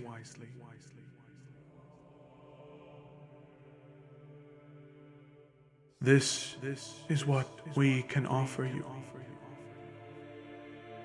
If you wish for your world to live on, for our world to live on, you must stop Desmond. Retrieve the dagger, and in 2 years' time, return to Atarashi. Fight back against the shadow. And then remove the Dark One's tumorous shadow from this heart. This is what you all must do.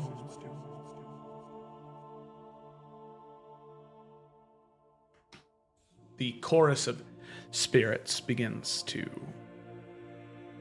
It rings out in those final words. And you can see this collective, unified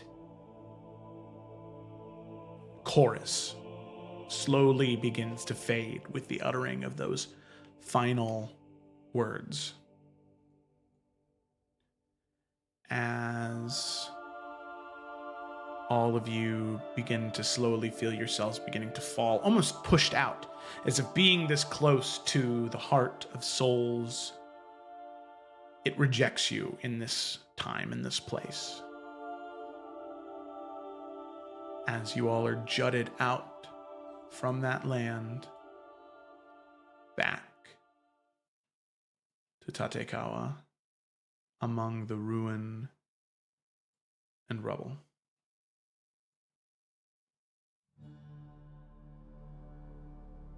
And as all of you emerge on the opposite side of Tatekawa, you can see in the distance this vortex, dark shadow, and corrupted arcane magic weaving down to the city center. Kyojin is a day or two away, but you can see that vortex clear as day. You are not this close to the city, but this is what you see.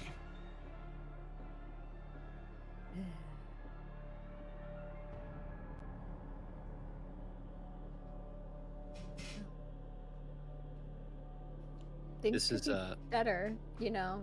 It's true. This is one of the tendrils that is erasing shit. Is this what we're saying? Yeah. Sick, nasty. Wow. So, you've emerged from the other side. Tatekawa has been traversed. You have 2 days, maybe a day and a half of travel left before arriving in Kyojin.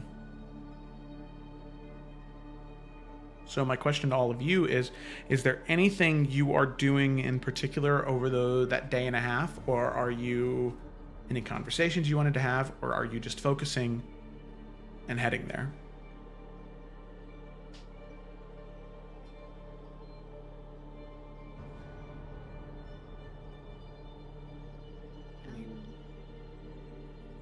would say Ajax does want to have conversations with people, but Right.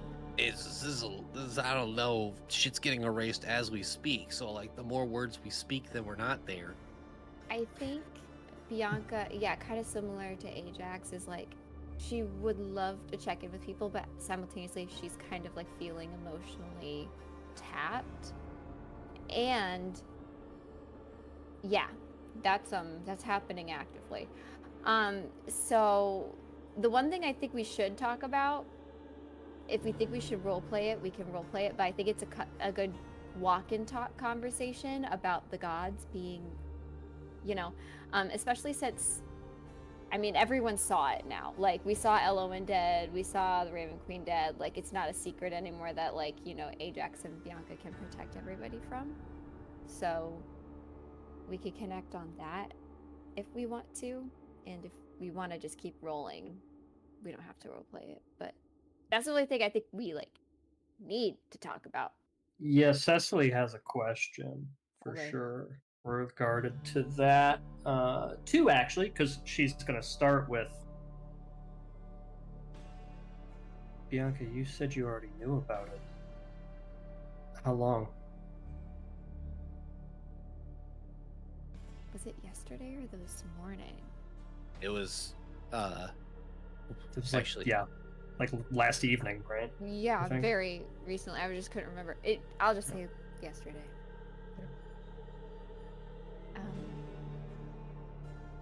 Yesterday I tried to connect with her, and I received nothing except for an empty void.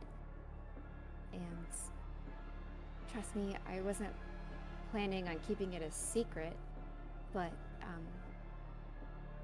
I was feeling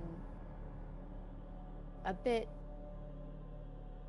hopeless in that moment, and I didn't think it would be necessary to spread that to everybody when we're in such a difficult spot already. Ajax, you had a little bit to add to this. I went to Bianca first because I reached out to Paylor, and I did get a response. But he is weak, and he is dying. The gods are fighting off the darkness on their own terms.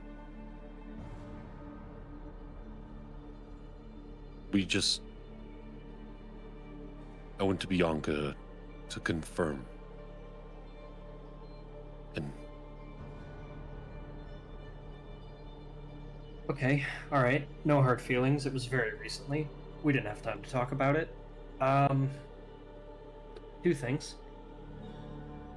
From now on, since we're so deep in the shit, let's just say things immediately. I feel like we should just all know. Two,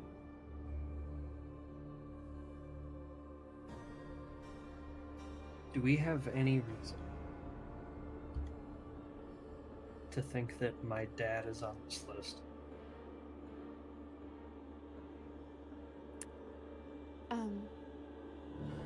I have a feeling no. Hades is alive, and he seemed fine. The only thing he was concerned about was the Raven Queen passing. And Joe, correct me if I'm wrong here, so I'm just going to start talking. I believe that Hades and Tyr are more of the same pantheon of gods rather than the, I guess, main five. Well, Elowen isn't part of that pantheon either. So maybe the elemental gods are also being affected? You saying my dad's like a less important one, so he's not going to get hit first? That's not what I meant, but I think he's okay. There is a tier list. This is the first tier. This is the first time I'm actually asking this question. There's a tier list of gods, right? Like is it like the prime ones, the ones that created all kinds of shit, and then like the primordials or whatever, elementals, and then there's like tier down is like, you know, Ares, Hades, like those, and then are the and Norse then ones Tyr and Odin might even be lower because they're just like really old dudes. Yeah, they're lower than that, right? They're not Yeah. actual like gods. They're gods to their people. Yeah. And that does give them power. Yeah. But like, are I they would on the same level as Hades and like Ares and? The only reason they're not is because there aren't as many people in the Western Salamander as there are in Thrall. So the Greek, right, the Thralian pantheon is more powerful because there's more people. But it seems as though any of those types of gods specifically rule over the material plane. They don't have much to do elsewhere, whereas those next two tiers up, they are multi-planar deities. So and it seems as though some multi-planar. That makes sense. Yeah. So the multiverse gods are dying. The material ones are spooked. Yeah. Would Bianca be able to, would she know enough to articulate that accurately to Cecily? Okay. Well then, Cecily, you know it now. So yeah, Tyr is / explain like I'm 5. Yeah, Ajax just says so Tyr is lower. He's fine. Well, I'm really happy to be slightly less important then. I mean, I'm happy you're happy. It just, I don't know, I'm feeling very unstable right now. It feels like even though we're safe for now, it's just not promised. Well, we are walking towards that thing. Yeah. Hey, though, 2 years to the vault. That's more time than I thought. Yeah. Not saying shit's not gonna happen between now and then, but If things are happening right now, I'm sure things will get worse by then. Do you think that I know that if that thing touches us, we'll just poof. But like the wind, right? That's not gonna. You're asking a really good question.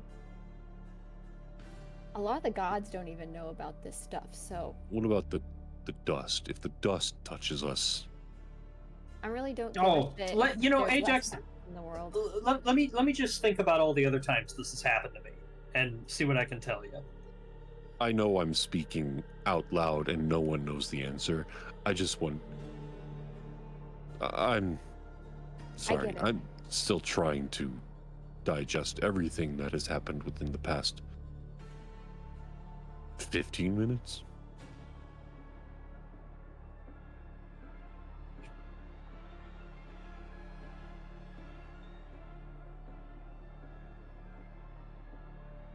Let's just keep moving. Cecily she would ask Parasilla to send a message to Tyr and just be like, hey, the gods are dying. How you doing? But otherwise, she's content leaving it at that. Chicken facility. Hands. Okay. That's the content of the message. It would be actually, we've just heard gods are dying across the plains fighting back the Dark One. What do you know? Are you safe? That's it. Okay. He would respond and say, I have heard or I have felt a breaking. I was not sure of what it was, but that makes sense. I am all right, and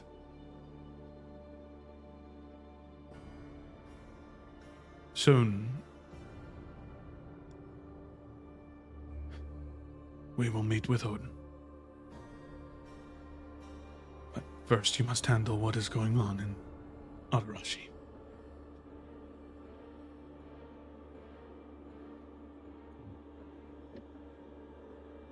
She's gonna compartmentalize that last thing he said. Ignore her own advice and just not talk about it. But yep, message received. Okay.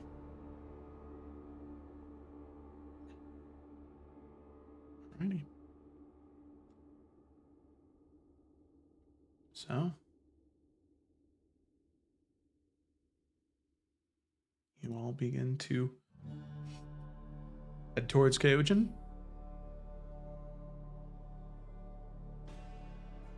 I think we turn around, guys. I think we just pack it up. This is too deep, actually. I think we're. This is where we call it. And the Wanderers were never seen from again. Somebody else will pick up the slack. Yeah, for sure, for sure. Somebody's got to do it. Spuna, you got this. See you later. It's just, we don't even take her. We just leave her. You got this. I will say there is a very small detail, for the sake of having small details. As we are walking, Ajax is fiddling with like one of the things that he has braided in his hair, and it is like a necklace, like a silver necklace that he's just kind of fiddling with. That's it.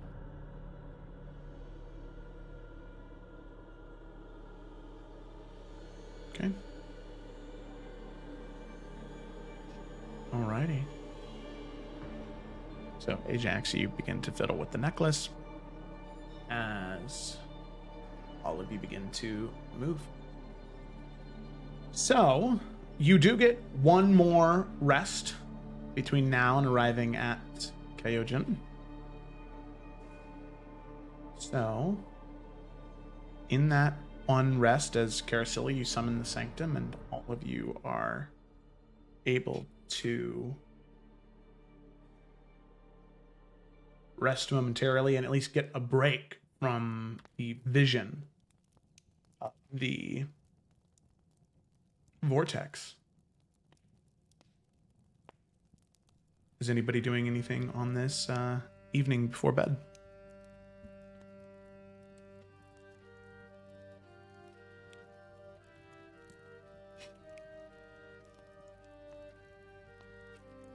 I think,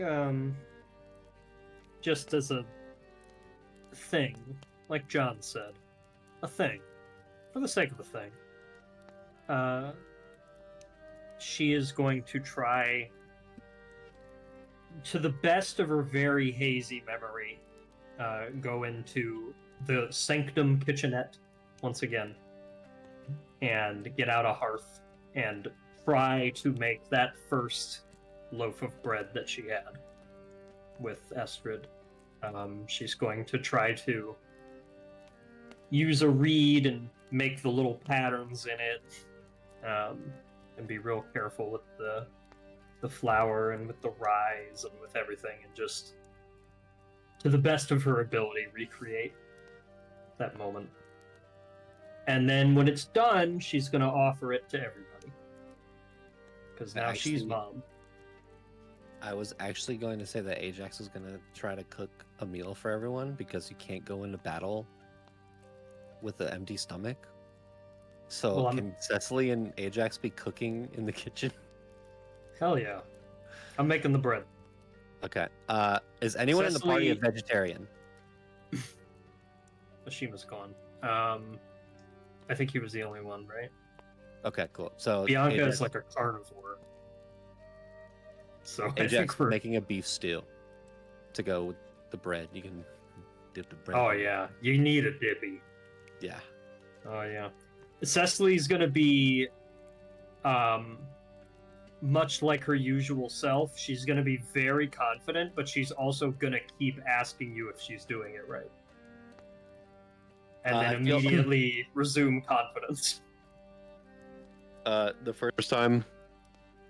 Oh, yes, of course. It looks amazing.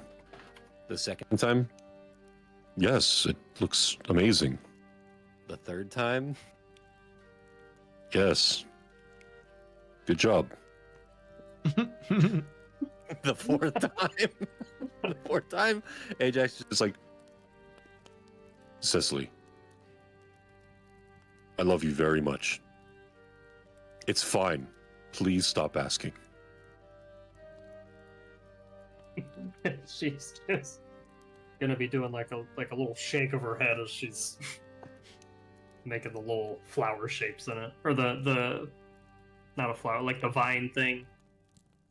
Mm. You know those nice loaf of bread with the fucking you go and then you go beep beep beep beep beep. Yeah, one of those. Fifi bread. Yeah. When we're done, Ajax is going to like a literal like parent yelling to the kids who are upstairs and dinner is ready, like just yell dinner is ready so that we can have an actual family meal. Fuck yeah. But everyone's muted and gone, so we don't actually have a family. Nah, dude, this is a real family meal right here. Get 10 minutes in. Ajax is definitely. Where is everyone? I texted the group chat. Pounding on your teenage daughter's door. Like, come on. Oh, thank God someone's back. Cecily and Ajax made a meal, and we called everyone down to have a family meal together before we all die. Oh, that sounds great. Bianca Yeah. will join.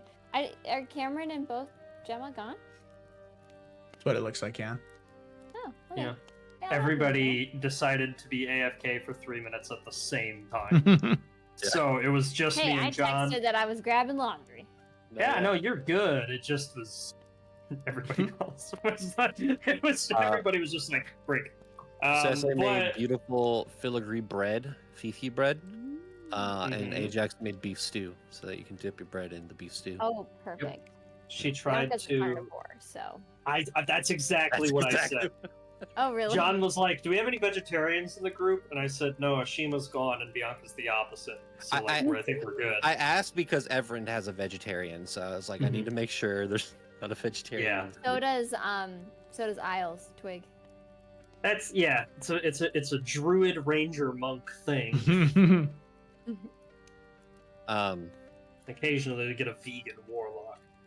I mean, I don't want to extend the family dinner and talkie talks, but at the same time, I want to have a talkie talk because I feel like after this one, I wrote it in the stream. We're literally walking at an eraser, so Yeah, this could be it.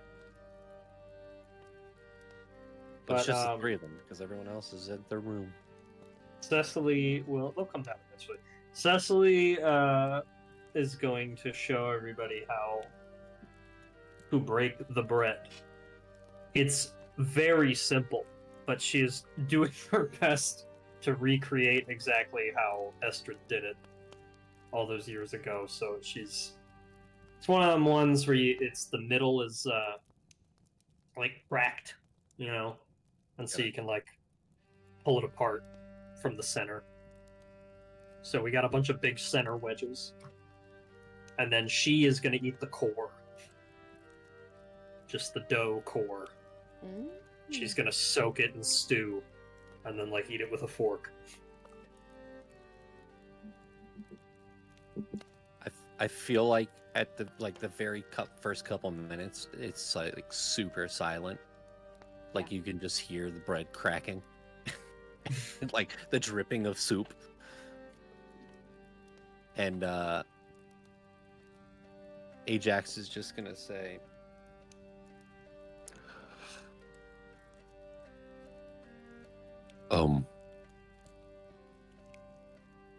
Well, I figured that we should have. We don't normally do this. We used to do this at my home.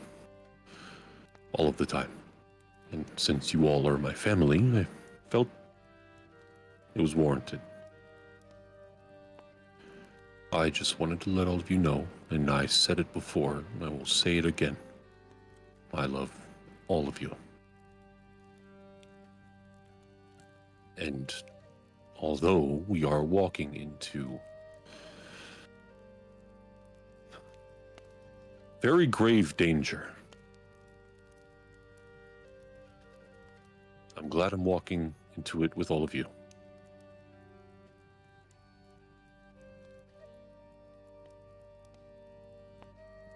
Well, you all heard what I said to my mom. Don't make me say it again, but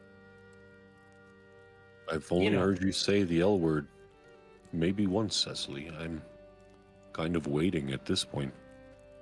well, if you were listening, you would have heard it a second time. So I'm sorry, there was a lot going on. there was a lot going on. Well, I think you could say it at least a third time. Yeah.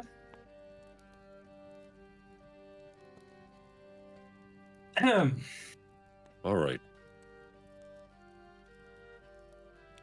No, yes, Ajax.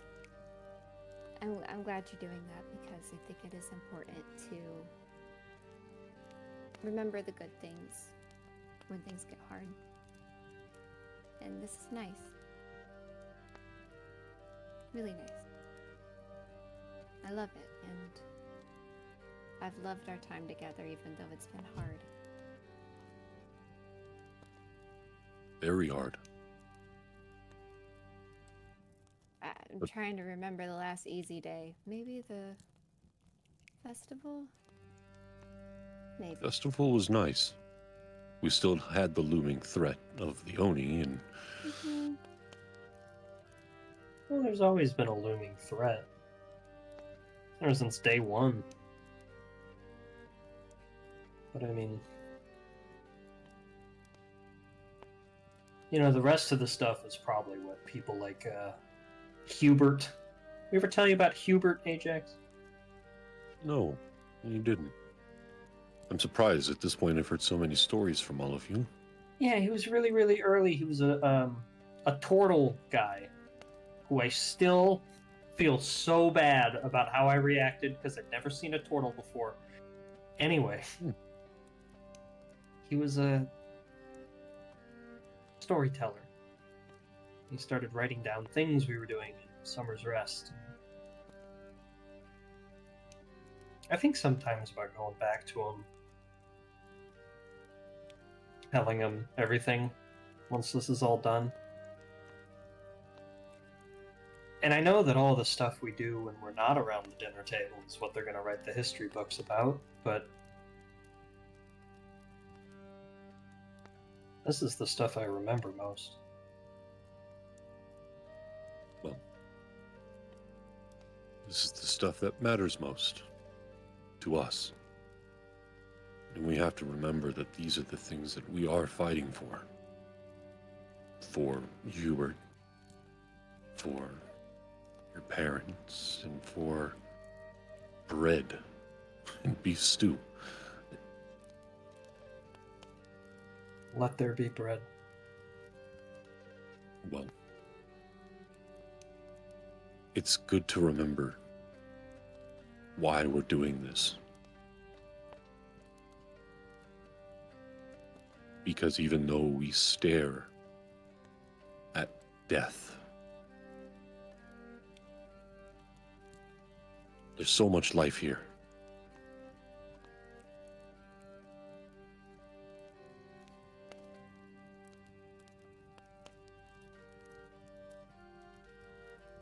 Let's save this world that we love. Agreed. He raises his glass. Yeah. Clink. I got Okay. pasta. I got petroleum jelly. Where did that come from? It's the closest out of a Petroleum beverage. jelly? Carousel just has things laying around. You know what? I'm not going to toast with that, but Cecily will. raise her cup, and she'll say, "Okay, fine. I do love you all." Duh, and she's gonna like scoop her in and be like, Stop, stop, just clink. Okay. And she's...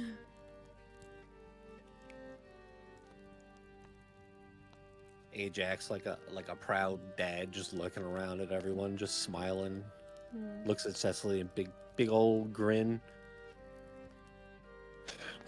Now, we should get rest. Because tomorrow, we have a long walk. We should get seconds. And then we should get rest. But not too much. You don't want to be very full and overeat before a long walk. Ajax, my seconds are always small enough to leave room for thirds. Interesting. She's immediately... Ajax just has gonna this scoop massive it. bowl. She's got an adequately sized bowl for her, but she is just filling. It is to the top. Like, you ever fill a teacup too much and you have to walk like this? Just fucking... That's how full her stew bowl is.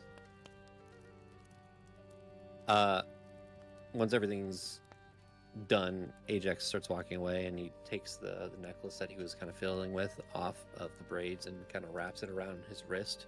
And it's a silver necklace, and the bottom, or the end of it, is like this emerald gem. And he kind of wraps it around his wrist like a bracelet, and goes to his room. Go to sleep. Nap time. Okay. Yeah, I think Bianca would.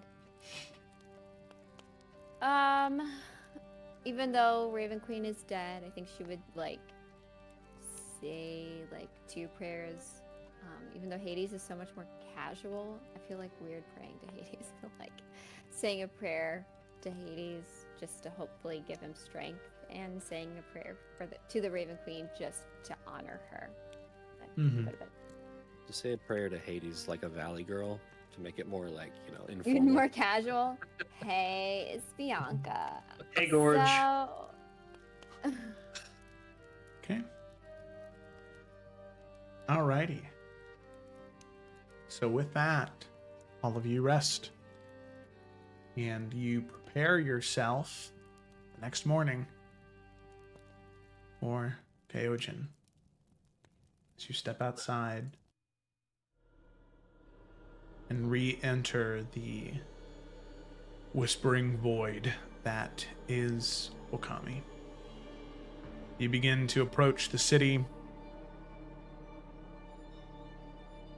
and with that, ready to fight Desmond O'Malley. That is actually where we're going to go ahead and end tonight's session, because we have one more week. So next week we will do the fight against Desmond O'Malley as all of you make your way into the city. So thanks for watching, everybody. I hope you enjoyed. Be sure to tune in tomorrow for the Tales of Everin, Saturday for the Isles of Iverion, and next Tuesday for the Salamander Coast, and especially not this Saturday, but next Saturday, the 20th, for the joint session between Salamander Coast and Isles as they fight back against Raven Hunt, fight back against Glacia, some of the Forsaken, and who knows, maybe some other Dark Friends will be there too. We'll have to see. It's gonna be a doozy. Well, thanks for watching, everybody. We'll see you next time. Boo-doo-doo-doo.